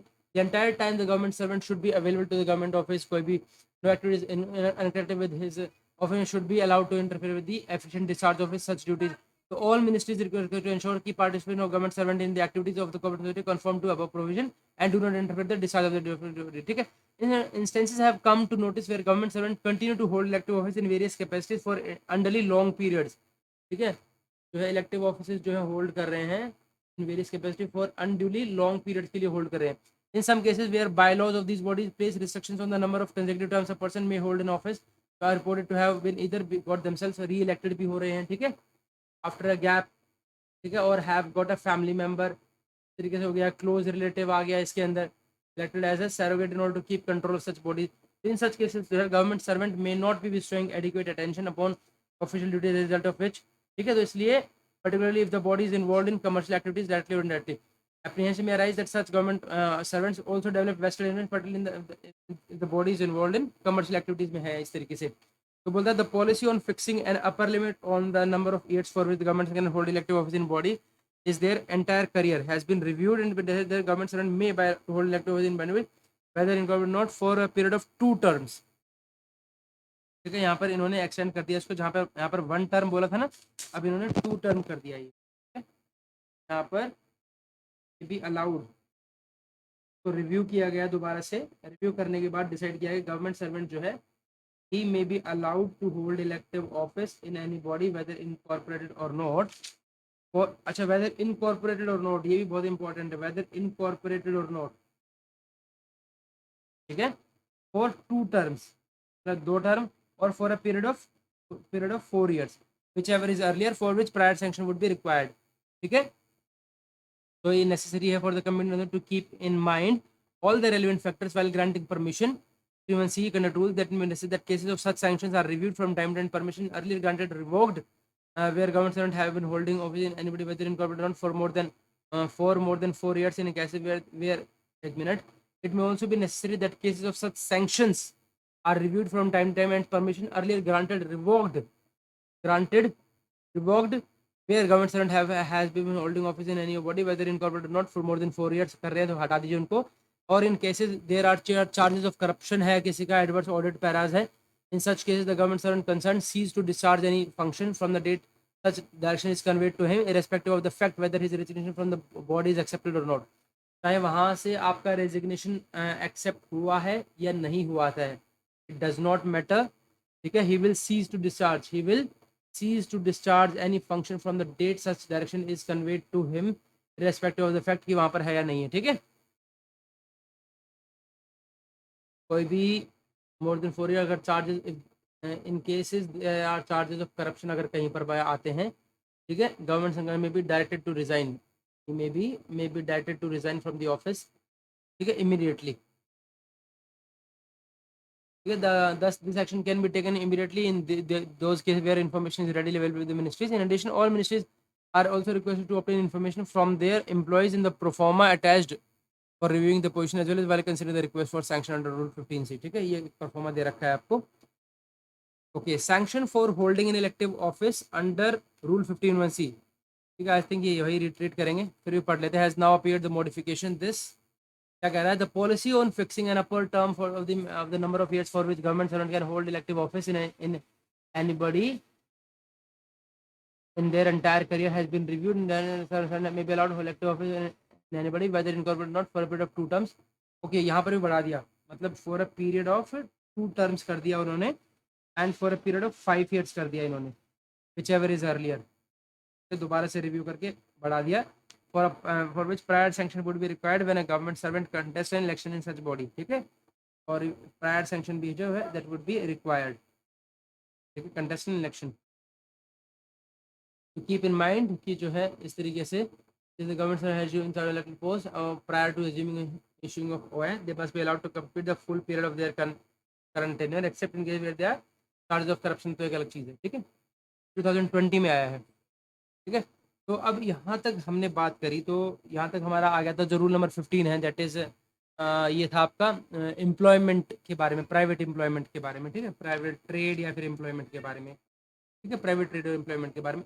इसी 15A part आता है, that is subletting and vacation of government accommodation. कि government accommodation जो है उसको आप क्या आप सबलेट कर सकते हो? नो, इट्स नॉट अलाउड, ठीक है. एंड वेकेशन ऑफ, और किस तरीके से आपको जो गवर्नमेंट अकोमोडेशन है उसको छोड़ना है, मतलब वैकेट करना है, खाली करना है, उस चीज़ के बारे में हम पढ़ेंगे, ठीक है. सेव एज अदर फोर्स, कोई भी गवर्नमेंट सर्वेंट है सेल्फ सबलेट, कोई भी गवर्नमेंट सर्वेंट सबलेट नहीं करेगा. No government servant shall sublet नहीं करेगा, ना ही सबलेट करेगा, ना ही लीज पर देगा, और ना ही अदरवाइज अलाउ करेगा, otherwise allow occupation by any person of government accommodation which has been allotted.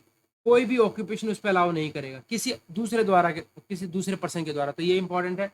Government servant shall after the cancellation of the allotment vacate the same with in the time limit. Cancellation होने के बाद जो भी आपको time limit दे रखा है उस time limit के अंदर आपको वो जो है उसको वेकेट कर देना है. चलिए इनके बारे में कुछ जीआईडीज दे रखी है, कुछ इंपॉर्टेंट है, पढ़ लेते हैं. तो देखिए यहाँ पर चलिए बात करते हैं इसमें. एक तरीके से आपका सीधा सीधा 2 टर्म्स आ गया और पीरियड ऑफ 5 ईयर्स आ गया इसके लिए, ठीक है.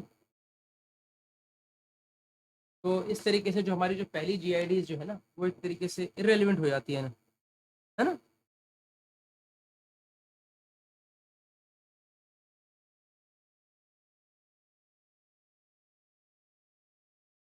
ये कोई बात नहीं, बात कर लेते हैं इसके बारे में.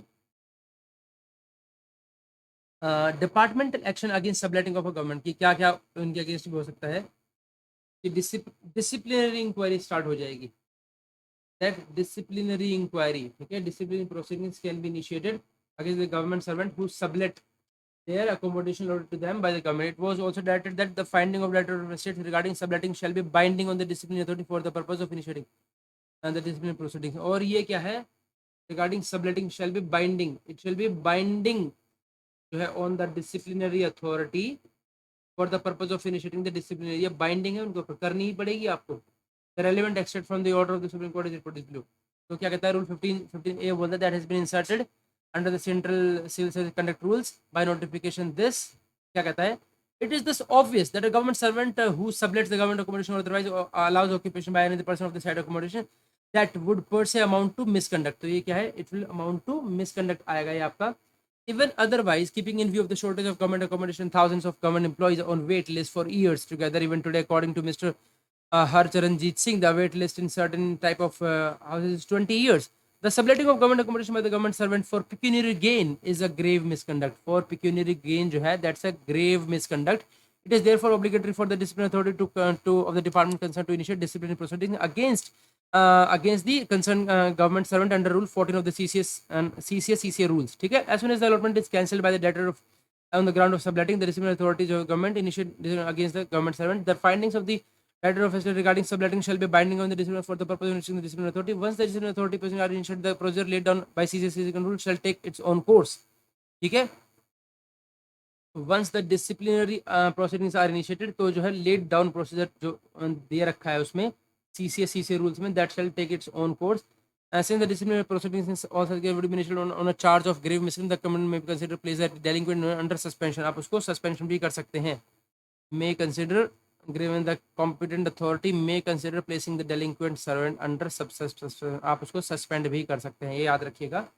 So all ministers, department officers are requested to bring the above ruling of the Supreme Court to the notice of the. Okay. ensure the disciplinary proceedings are initiated against the government servant in whose cases subletting of allotted government servant residence has been established by the Director of State to ensure that charge sheet are issued immediately in cases where persons are likely to retire shortly. Ensure that charge sheet are issued immediately.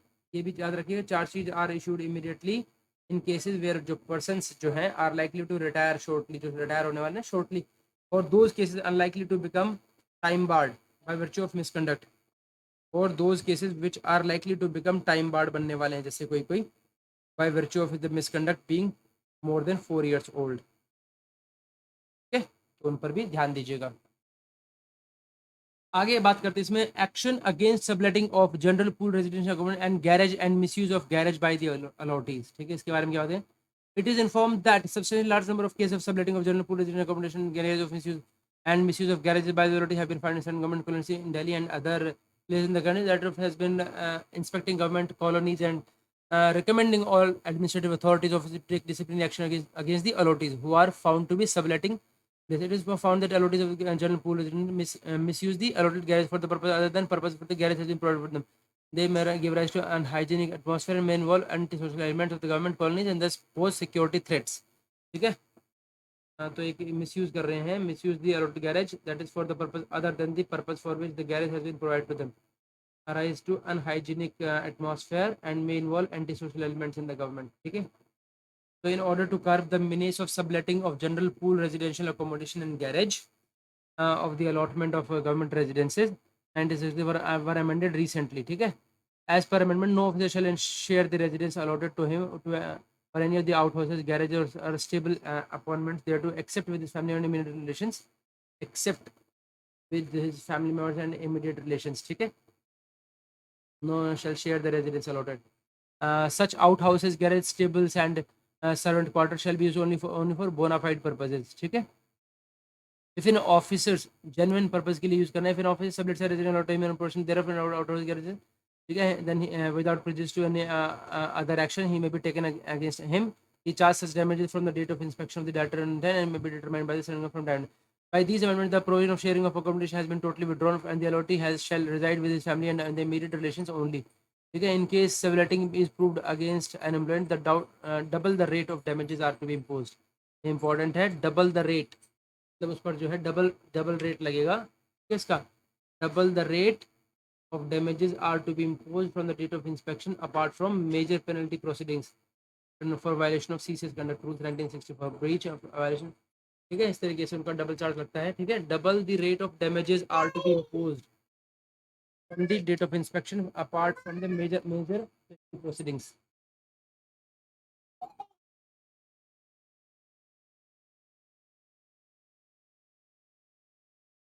And breach of rules and conducts of allotment residences which would lead to dismissal from service. And breach of rules and conditions of the allotment of government which could lead to dismissal from a service. आपको service से भी remove किया जा सकता है, तो ये बहुत बहुत गलत है. No one should indulge into this. Therefore, it is felt that there is a need to bring awareness on ill effects of subletting of GPRA and garages among the existing importance of GPRA as well as among prospective allottees of GPRA. The Ministry of Department are requested to make wide circulation देना है. ठीक है, फिर बोलता है procedure for dealing with case related to unauthorise construction या encroachment. अब इस केस में क्या करना है, कहीं पर आपने देखा गया ना, कहीं पर क्या करना है, अनऑथराइज जो है कंस्ट्रक्शन कर लेते हैं गवर्नमेंट सर्विस अकोमोडेशंस में. ठीक है, या फिर एनक्रोचमेंट कर लेते हैं गवर्नमेंट अकोमोडेशन. तो इसमें क्या किया गया है,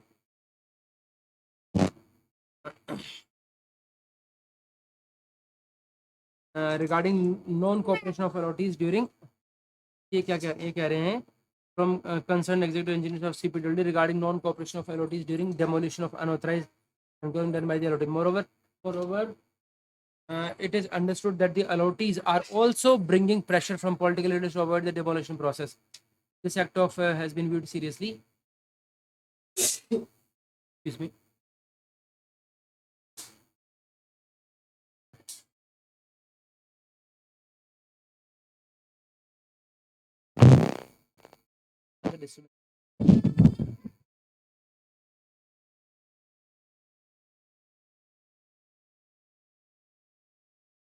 Yes, please. कह रहे हैं कि जो है इस तरीके से ऑब्जर्व किया गया जब CPWD जो ऑफिसर्स अगर मान लीजिए जाते हैं एग्जाम ऑफ CPWD अगर जाते हैं मान लीजिए रिगार्डिंग अलॉटीज़ के डेमोलिशन के लिए, जो अलॉटीज़ हैं वो कोऑपरेट नहीं करते हैं, ठीक है, और इवन जो है bringing some pressure from political leaders to avoid the demolition process. This act of allotee has been viewed by the competent authority. It is now designed to hands for the Indian case allotee creates obstruction for civil during carrying out of this forceful demolition of the with the help of police authorities. The allotment of a community is taken up for cancellation. अगर ऐसा करता है कोई भी creates obstructions, कोई भी obstruction करता है इस then he may be taken up by for cancellation. By this deadline, eviction proceedings will be initiated to evict the allotees. Further, if any allotee brings political pressure in this regard, they will be dealt with according to. तो आपको refrain करना है. तो इस तरीके से हमारा जो ये पार्ट है कंप्लीट होता है. तो अगर हम रिवाइज करें इसको एक तरीके से, क्या आता है आपका? सबसे पहले आता है आपका शॉर्ट टाइटल कमेंसमेंट और उसका एप्लीकेशन, ठीक है, फर्स्ट आपका. सेकंड आता है आपका इसके अंदर डेफिनेशंस. थर्ड आता है आपका इसके अंदर जनरल कंडीशंस. जनरल कंडीशंस के अंदर 3A 3B और 3C है. 3A बोलता है आपका 3A के अंदर क्या बोलता है इसके अंदर ये इंपॉर्टेंट कौन स्पीक अप. 3A बोलता है आपका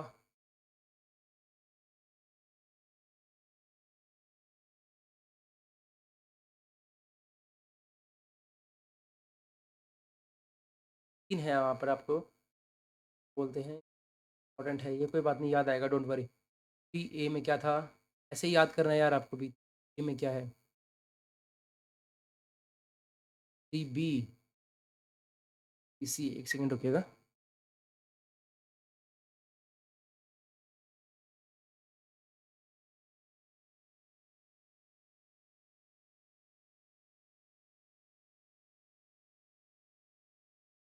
तो 3A क्या कहता है आपका, याद आ रहा है कुछ? I'll take my time. आपको आता है तो you may start reading the next one. मुझे थोड़ा सा यार मुझे याद करना है इसके अंदर क्या था कि जनरल कंडीशंस थी ना, कंडीशन से रिलेटेड में था. हाँ, और 3 बोलता है ओह, ये.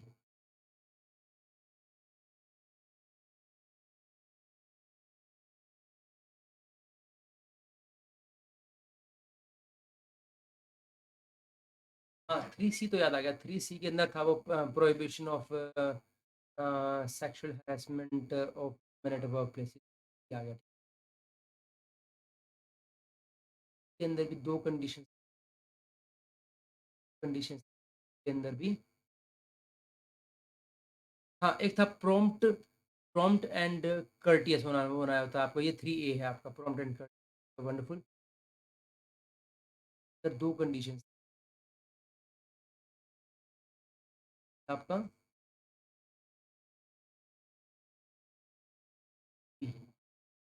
हाँ आपको जनरल गाइडलाइंस फॉलो करनी है.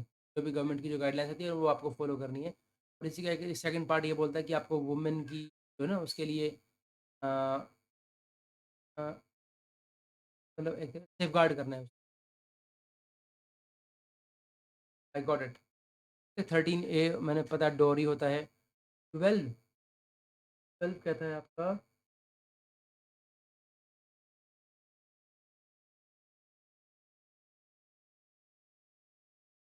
12 पे मैंने नहीं पढ़ा है तो आई बोल रहा हूँ.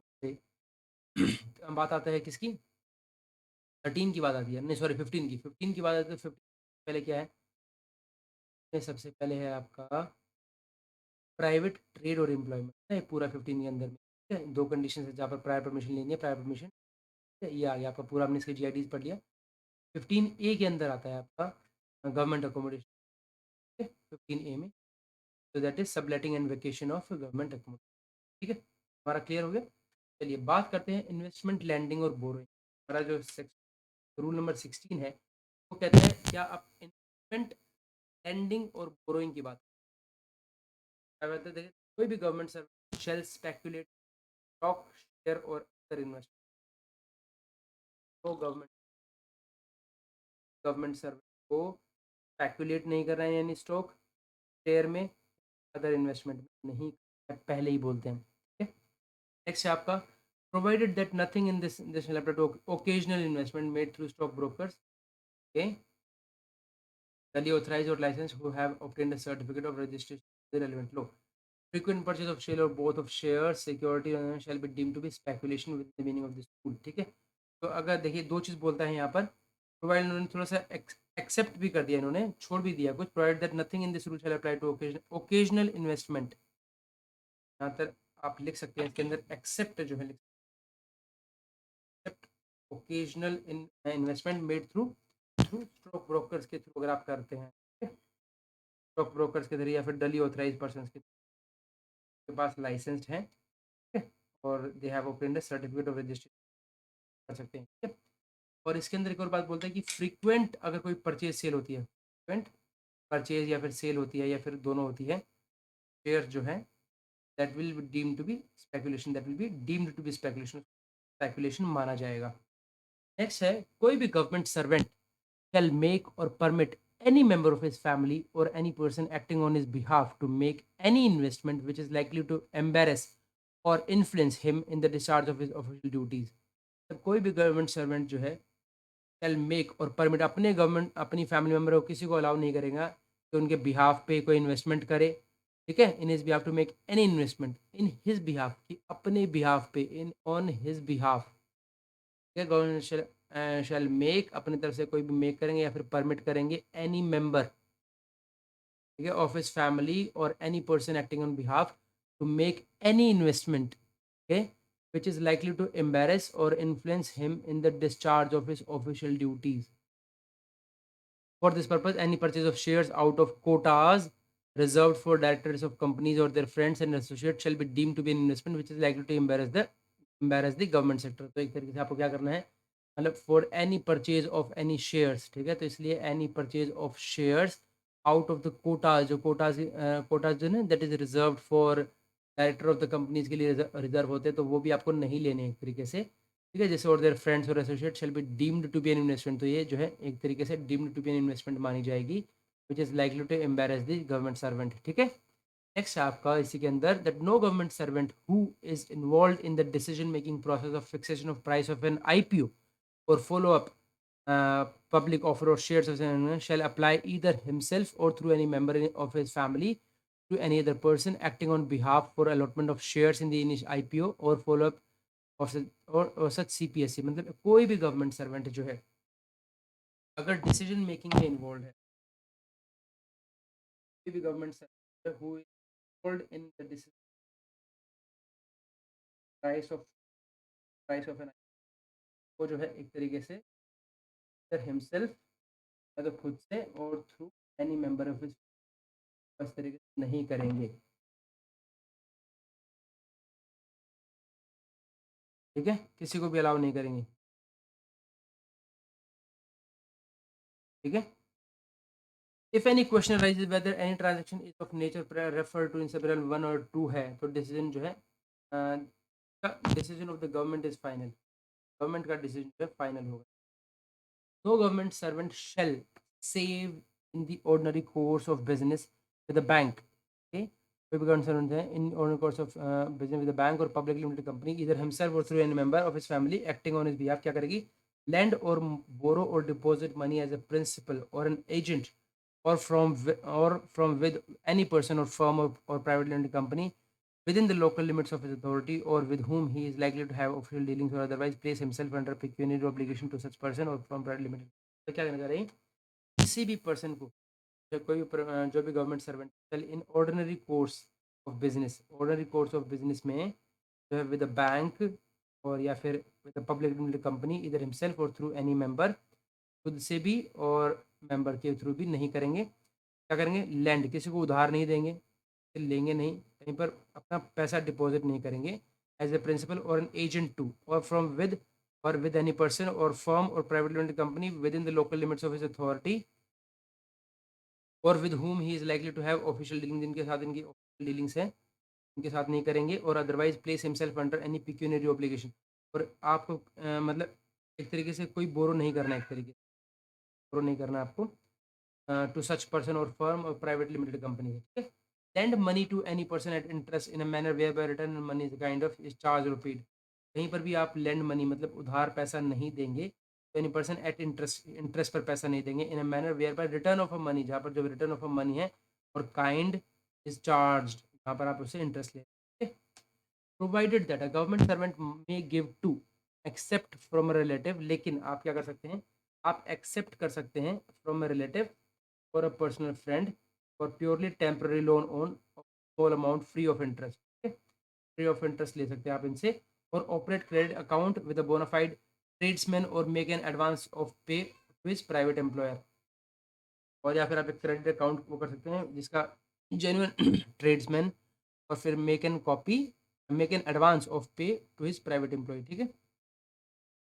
फर्दर बोलता है that nothing in this subrule shall apply to in respect of any international government with previous sanction of the government, with the previous sanction of the, इसमें प्रीवियस सैंक्शन चाहिए किसके लिए, when a government servant is appointed or transferred to a post such as when involved in the breach of any of the sub-region 2 or 4 अगर breach होता है, he shall forthwith report to the circumstances, then he shall forthwith report to the circumstances the prescribed authority and shall thereafter and act in accordance with such maybe तो बोलता है provide for that nothing in this sub rule shall apply in respect of any transaction entered into government with the previous sanction, अगर previous sanction ले लेते हैं आप इसमें specially rule 2 और रूल 4 के अंदर, ठीक है, के अंदर जो है आप ये ले रहे हैं इस तरीके से,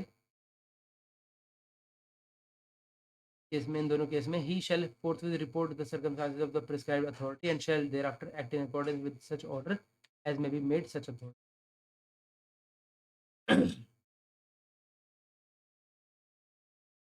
ठीक है, चलिए जी अब बात करते हैं इसमें, मतलब एक ही जगह ये कह रहा है कि 2 और 4 में अगर आप प्रायर सेंक्शन ले लेते हैं तो आपको कोई प्रॉब्लम नहीं।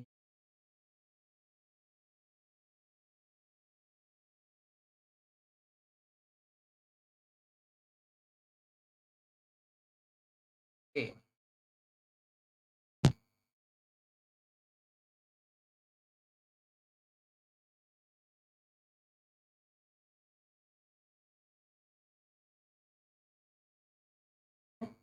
बात करते हैं अब हम इसका, government of India decision GID बोलते हैं prior sanction must invariably B obtained by government sir, ठीक है, request for x post sanction जो है टू बी सिवियरली डिस्करेज, अगर कोई बंदा एक्स पोस्ट फैक्टो रिक्वेस्ट देता है उसको आपको डिस्करेज करना है एकदम, ठीक है, एक्स पोस्ट फैक्टो नहीं लेनी है आपको, पहले प्रायर परमिशन लेनी है।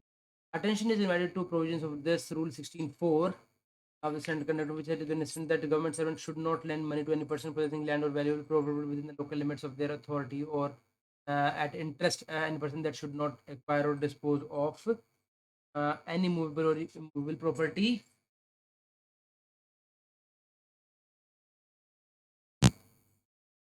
without the previous sanction of the prescribed authority। देखिए, it has been stated that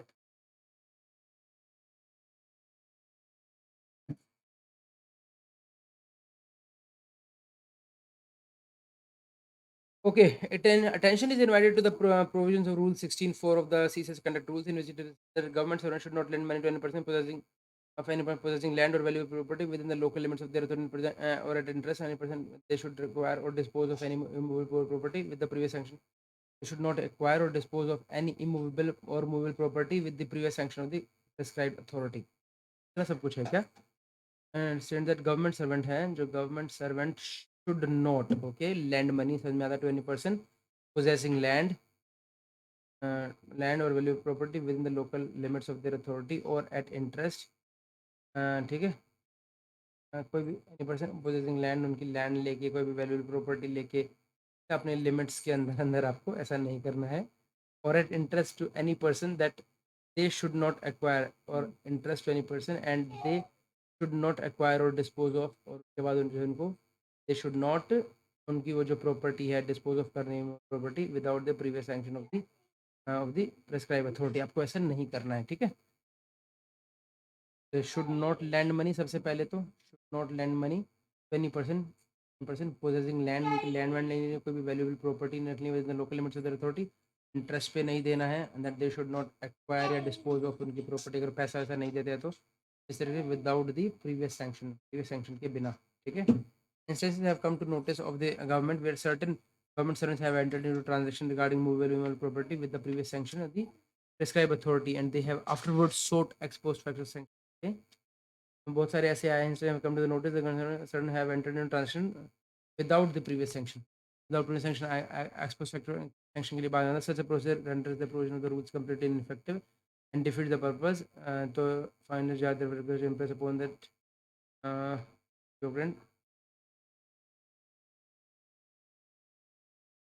mutatis mutandis of the provisions। आपको सैंक्शन लेनी है पहले, प्रायर सैंक्शन रिक्वायरमेंट है, prior sanction, prior sanction, prior sanction. ठीक है, नेक्स्ट बोलता है आपका interpretation of the rule regarding lending and borrowing of money by central government.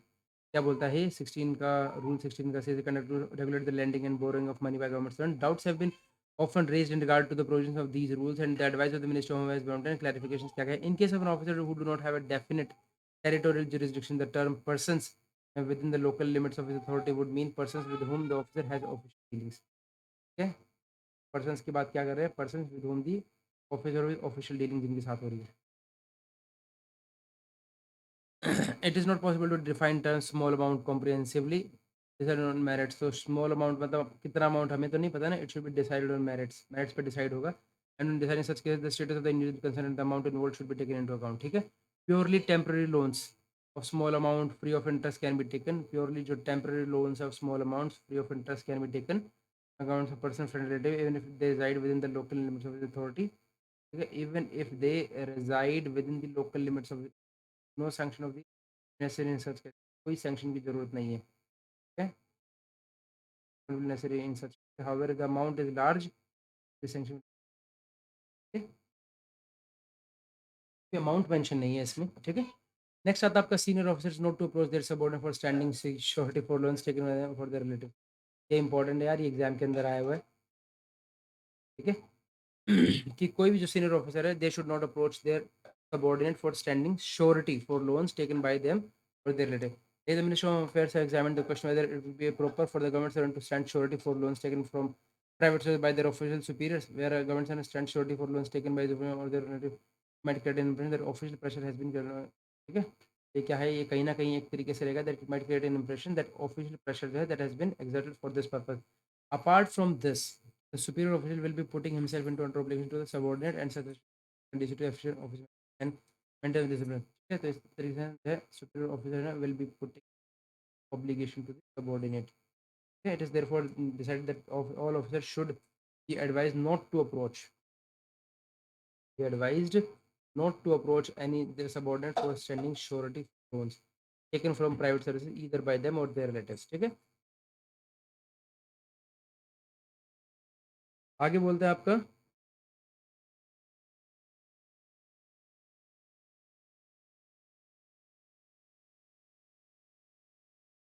अंदर हम बात करते हैं इसके अंदर deposit with private limited companies and firms come under purview of rule 16(4)।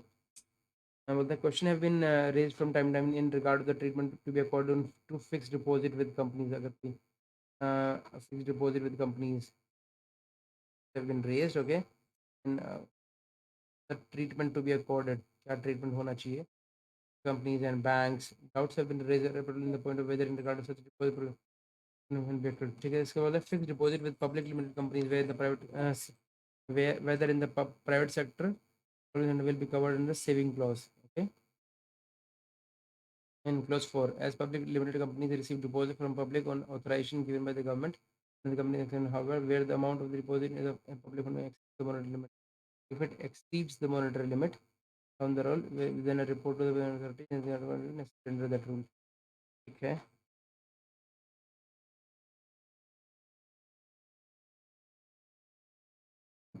deposits with the private limited companies and firms are in nature of loans, those companies they regulate with the reference to this, and in banks are only provided 60 of the rules except from the banks, report should be made to the authority with the monetary limit exceed down there, get down there exceeded। Limit कितनी है भाई, वो भी बताए थे इसके अंदर। Okay, आगे आएगा लिमिट, आगे आएगा, बट यस वो कहता है डिपॉजिट्स विद जो है private limited companies and firms come under the preview of rule 16। तो ये कहता है आपका that fix deposit with limited company, अगर आप कोई भी फिक्स डिपॉजिट करते हैं with the public limited company, public limited साथ में, whether in the private sector, किसी प्राइवेट सेक्टर में है ये आपका, और the public sector will be covered by the saving clause, covered by the saving clause in rule 60.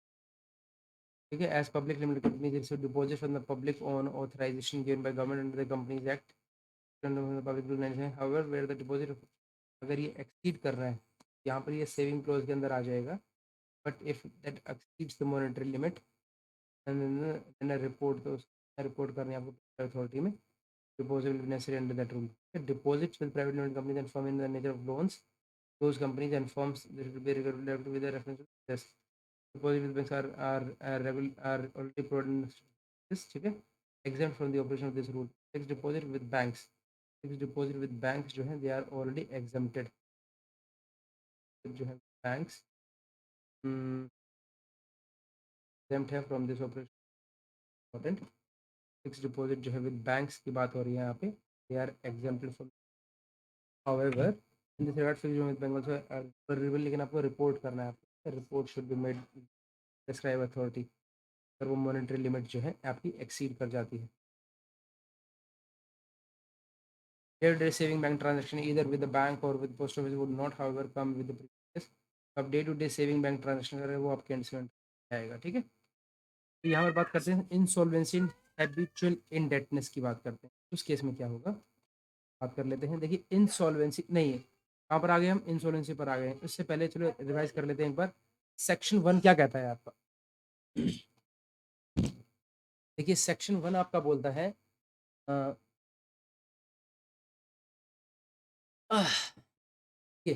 Section 1 बोलता है आपका शॉर्ट टाइटल, देन आपका बोलता है शॉर्ट टाइटल के कमेंसमेंट और आपका एप्लीकेशन. देन आपका रूल नंबर 2 बोलता है आपका बोलता है डेफिनेशंस. रूल नंबर 3 बोलता है आपका जनरल कंडीशंस है ना, इन्हीं के रिगार्डिंग ये BC है ना, कुछ तो कुछ कहता होगा ना पहले. हाँ, तो जनरल कंडीशंस है ना 3 में, जनरल कंडीशंस है, और उसके बाद जो है वो बता रहे हैं इसके बारे में.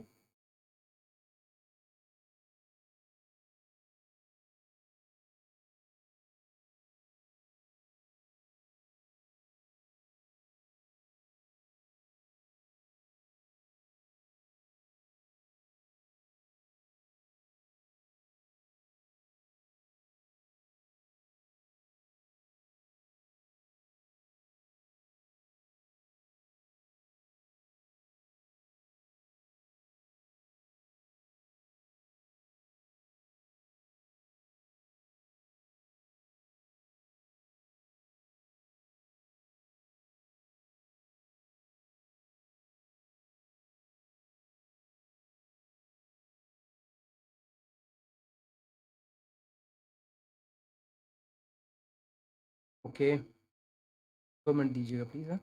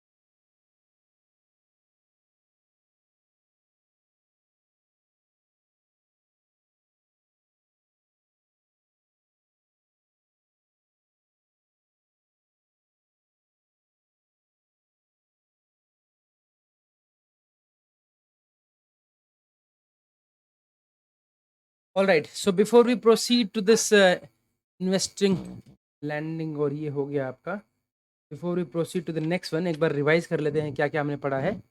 तो सबसे पहले रूल नंबर 1 क्या कहता है आपका, वहाँ पर से हम 3 वाले पर थे ना, कोई बात नहीं, दोबारा से रिवाइज कर लेते हैं। पहला आपका जनरल, सॉरी, पहले आपका जो है उसकी,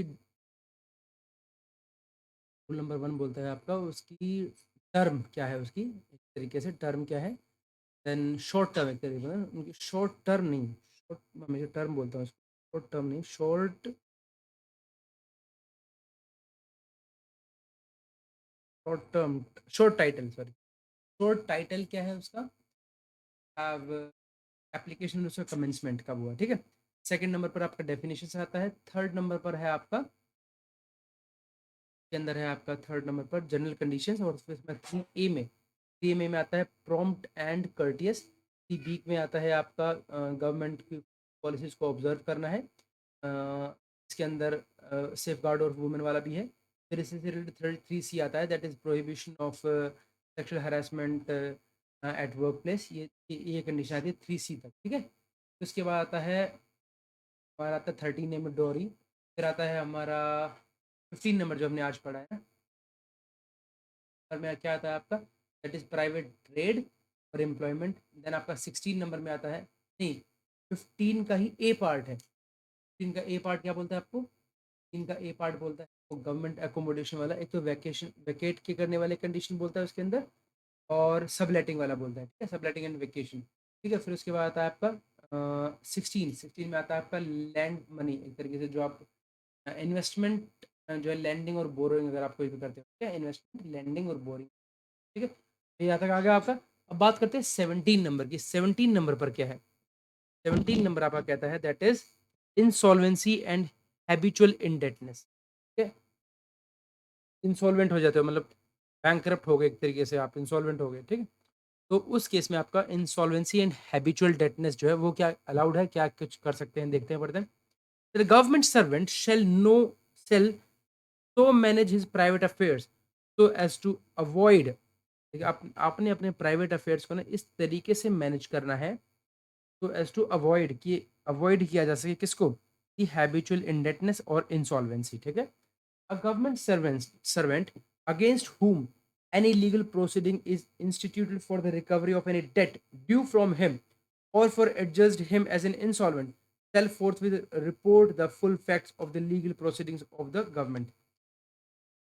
क्या कहता है कि अगर मान लीजिए गवर्नमेंट सर्वेंट जिसके भी अगेंस्ट कोई भी लीगल प्रोसीडिंग्स अगर मान लीजिए स्टार्ट होती है, ठीक है, for the recovery of any debt, कोई भी डेट रिकवरी के लिए, फ्रॉम हिम और एडजजिंग हिम, और जिसमें जज किया जाता है एज एम इंसॉल्वेंट, उसको जज किया जाता है, शेल फोर्स विद रिपोर्ट, वो क्या करेंगे, वो पूरा तरह से रिपोर्ट करेंगे full facts of the legal proceedings to the government, government को उनको देना पड़ेगा पूरा फैक्ट्स। तो बोलता है the burden of proving that the insolvency और indebtedness was the result of circumstances which with the exercise of ordinary diligence, अगर आपको ये प्रूव करना पड़ेगा कि जो इंसॉल्वेंसी और इनडेटनेस के जो जो सर्कमस्टेंसेज हैं इस तरीके हो गए थे जिसमें ऑर्डिनेंस इंटेलिजेंस वाला जो लोग है, the government servant could not have foreseen, वो जो है उसको फोर्सी ही नहीं कर पाया, और over which he had no control, उसका कोई कंट्रोल ही नहीं था, and he had not proceeded from extravagant to dissipated habits.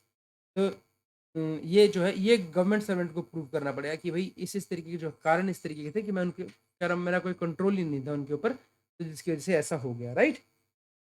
Now we talk about the government of India decision. Then what are the government of India decision about it? So submission of reports in matter relating to habitual indebtedness and borrowings. इनके बारे में हम बात कर लेते हैं, क्या है ये, देखिए, the rule 16 and 17 of the CSS conduct rules 1964 lay down that a government servant shall make a report, उसको क्या करना है, एक रिपोर्ट करनी है to the habitual indebtedness and certain facts regarding himself or members of his family, ठीक है, and certain facts regarding himself or specified in those rules. Such report should be submitted by the government servant in his to his immediate officer, immediate superior जो है उनको देना है, who should forward it through the normal channels, ठीक है, उनको क्या करना है, who should forward it through the normal channels to the authority competent to remove or dismiss him from the service। Okay, जो भी अथॉरिटी जो इसको रिमूव या डिसमिस कर सकती है उनके पास भेजना है। Except where such authority require guidance और clarification from a higher authority, it shall consider the report and pass appropriate orders on it. जब तक अगर मान लीजिए एक्सेप्ट वो कह रहा है कि जहां पर मान लीजिए वेयर द अथॉरिटी जो है ना, where authority requires guidance clarification from a higher authority से चाहिए, तो it shall consider the report and pass appropriate तरीके से वो जो कंसिडर करेगी रिपोर्ट को और पास जो है अप्रोप्रिएट अथॉरिटी ऑन कर सकती है।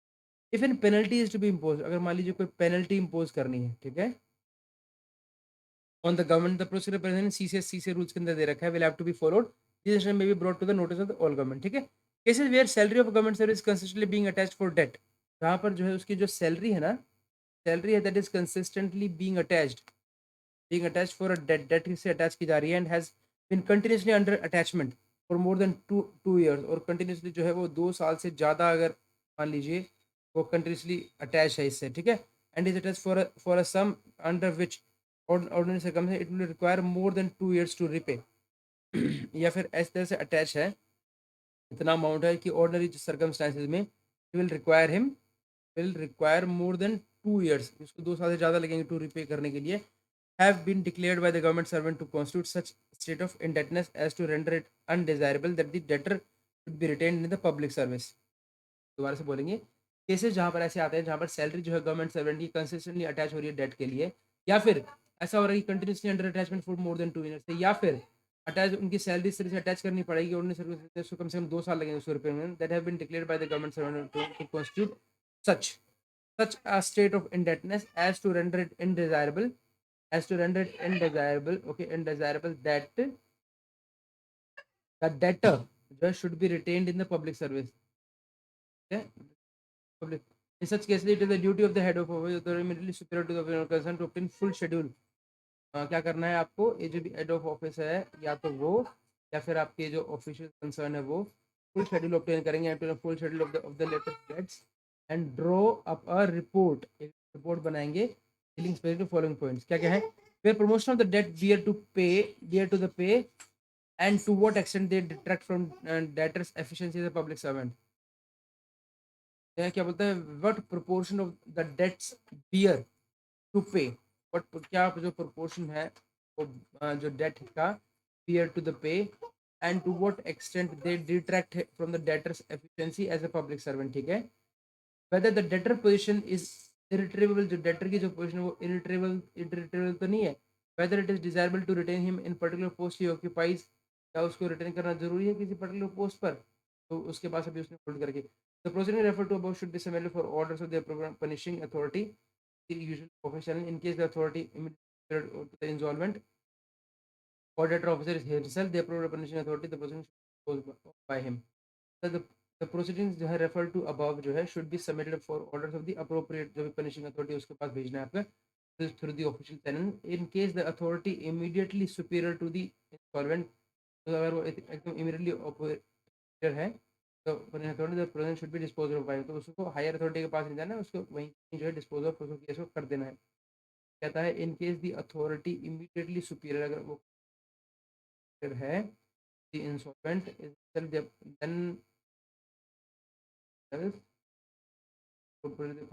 Present should be dispose of by him,